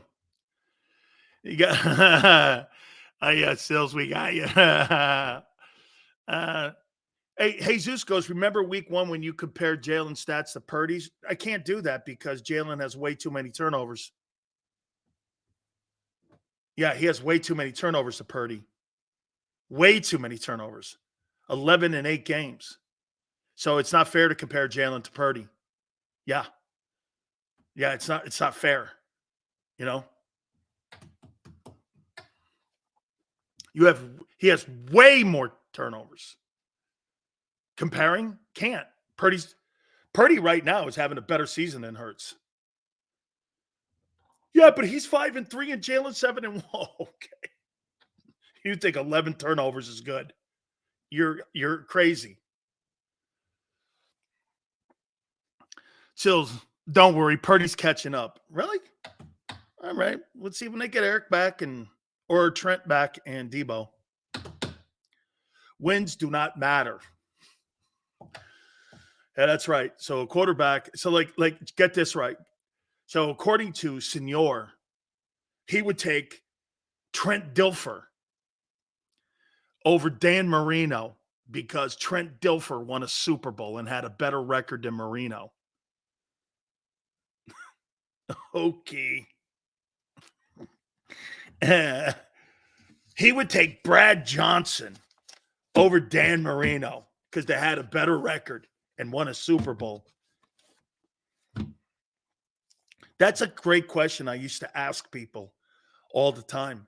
Would you rather have a Hall of Fame ring or a Super Bowl ring?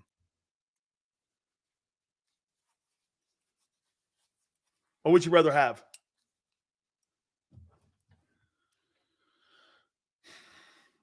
Look at Ryan. Compare the last 3 games. Typical Eagle fan. Slicing and dicing to fill a narrative. It's like telling me about Nick Sirianni's record, but everyone forgets the 2-5 and he got his play calling duties taken from him. Like a little kid. Go sit in the corner over there. You the man. I don't care. What Jesus says about you.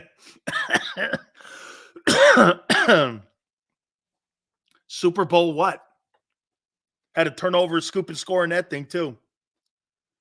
Sills would rather have Brock Purdy over Hurts. That shows all you need to know. Yeah, because I could get as far as the NFC title game with Brock Purdy and only spend $937,000. You got to one more game. That's it. He got hurt, and you got to one more weekend. But I did it making less than $1 million. Yeah. I don't have to spend $50 million, and I could go and make moves for Randy Gregory and all these other guys. And I don't have to spend a king's ransom. And I could fill positions and sign Nick Bosa and all these guys. You guys forget the money. When you sign guys to $700 million contracts, that affects your football team. Now, again, the Eagles do it right by giving the bag of money up front. But at the end of the day, this is not college football where you've got 10 number ones behind you. The money has to play a factor. Fiscally and financially, Brock Purdy is a better deal right now than Hurts. Do you know that guy could potentially win a Super Bowl making less than $1 million? He got to the NFC title game. He beat the Cowboys in the playoffs.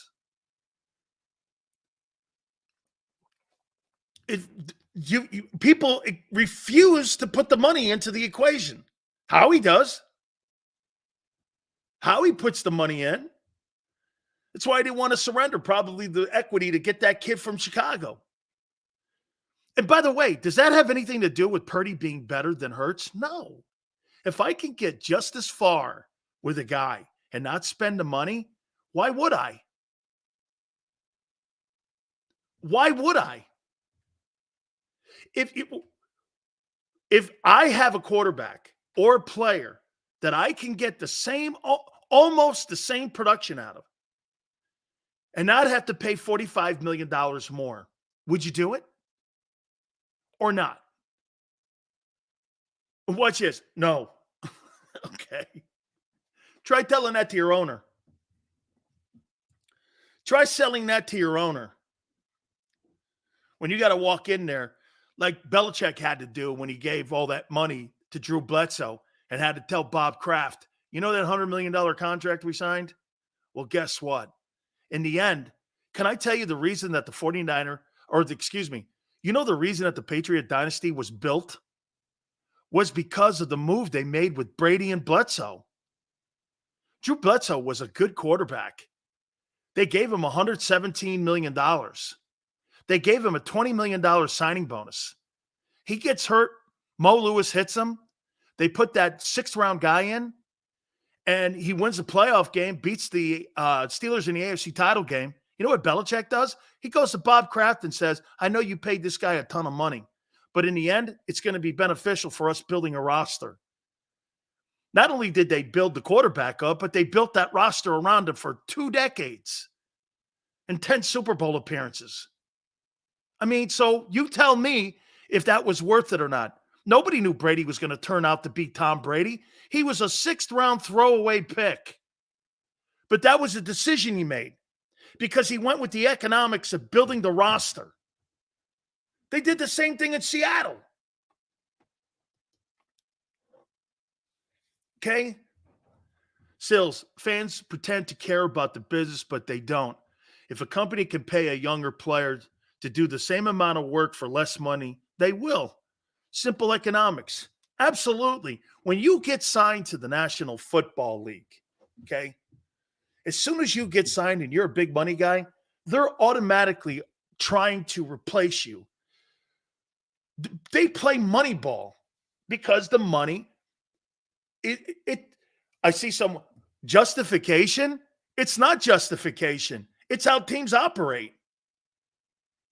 If you can get a player to give you the same amount of production, you'll either draft him or you'll pay the lesser player. Or if I could get 2 players to cover for the 1 player, $10 million lesser, I will. Do you know why Jalen Carter is an upgrade from watch this one, Tone? Do you know why Jalen Carter is an upgrade from Javon Hargrave?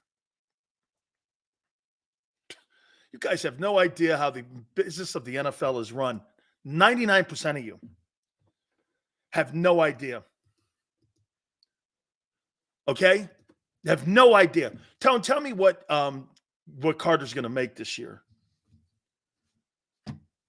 You got a younger player who's as gifted with a higher ceiling, who plays the run, and why he's even more of a luxury is because he's on a rookie contract.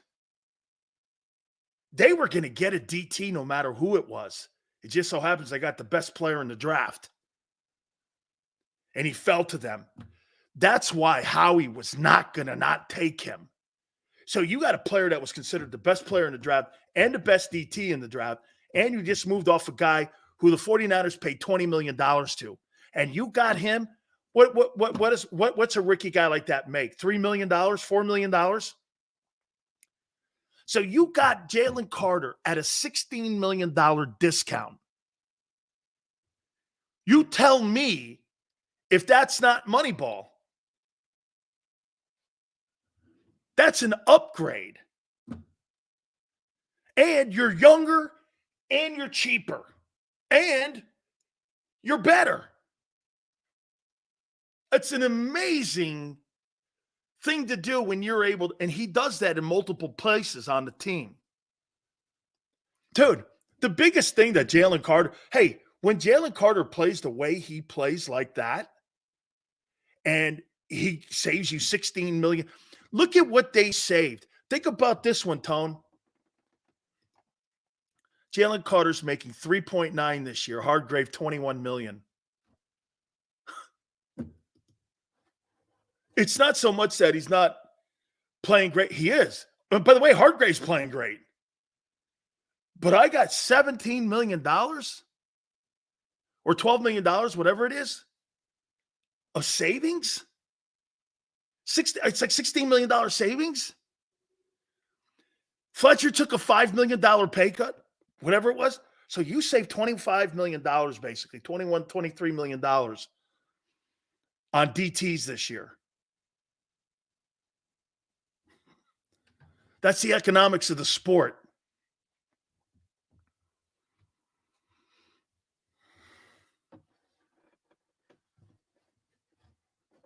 Yeah, whatever. I think Hargrave is playing well. Carter has an average salary of 5.4. Hargrave has an average salary of $21 million. Wow. I could save $16 million on one player. So you tell me Brock Purdy next year has another year at 980. Jalen Hurts will be $50 million. $50 million. Now, they did it right with the cap. But if I can get to a Super Bowl with a quarterback that's making $41 million less than Jalen Hurts, and my guy's in the NFC title game, I'm so good with that.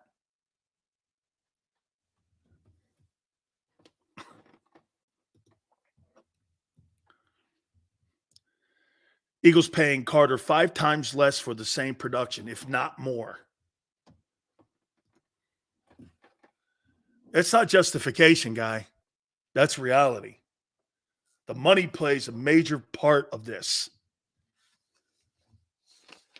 I want to look at week 9 before we get out of here. I don't know what Tennessee's doing. Tennessee and Pittsburgh on Thursday. I think Pickett's playing. How about this game? How about this one here?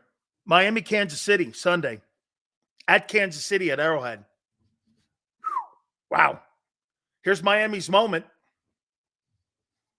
You know, you could maybe start to see the walking backwards of Kansas City's little run here if they get beat. But this is a statement game for Miami. If Miami gets blown out again, they are not Super Bowl contenders. If they get killed by this Kansas City team, and there's no reason they should be. It's in Germany? That's right, it's in Germany. I think it's Frankfurt. So it's in Frankfurt, I think, right? Kansas City can't drop that game. Okay. Minnesota, Atlanta, I don't care. Arizona, Cleveland. Surely Mrs. Watson is playing, right? Hey, is Mrs. Watson playing for the Browns this weekend? I sure hope she can, because I'm dying to see the kid play. I hope he can get out there. I really do. I hope Mrs. Watson gets out there and plays. The Rams play the Packers. I don't care. By the way, Jordan Love starting to walk backwards. And you didn't really think you were going to go from Favre to Rodgers to another legend, did you? Washington at New England. They can get back to 500, right? Chicago at New Orleans. I don't care. Seattle at Baltimore. That is an interesting ball game. That's going to tell us a lot about both these teams. Seattle at Baltimore.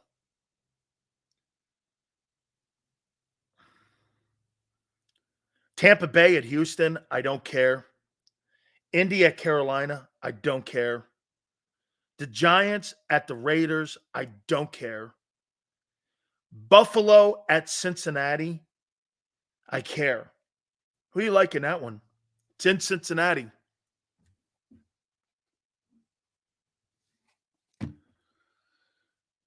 In tune of sorry, Mrs. Jackson. I'm sorry, man. Cue ball, funny. Buffalo, Cincinnati.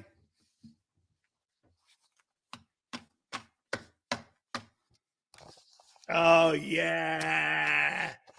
Look at all you guys, because you know I'm a Josh Allen guy. Allen's going to torch Joe Burrow. Torch Joe Burrow. I'm taking Josh Allen, my favorite quarterback in the NFL. Got the Bills, baby. And Chargers and hey.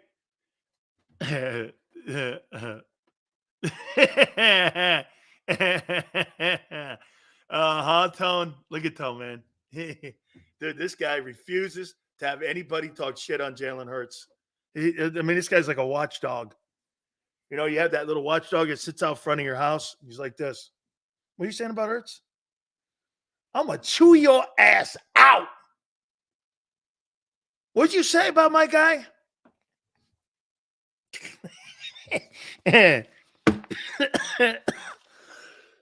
Oh, man. Dave Wonstadt will join us tomorrow. I appreciate everybody coming aboard. Please hit the like button. Xander, Big Joe, we thank you guys so much for all you do.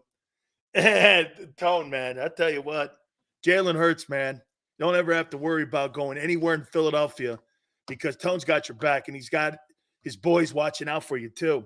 Hey, Hurts is going down to Wawa. Make sure, we got everybody circling the perimeter there. We're going to get all the Italian guys, get all the Guineas you can, all Sileo's boys too. We're ready to roll. Yeah, this guy's running his family from Texas. Tone, great stuff, man. I love your segment, man. Each and every single day, 3:30, you can catch Tone with me Monday through Friday. Absolutely great stuff. We will see you tomorrow, 2 to 6, and we will also see you on the flip side.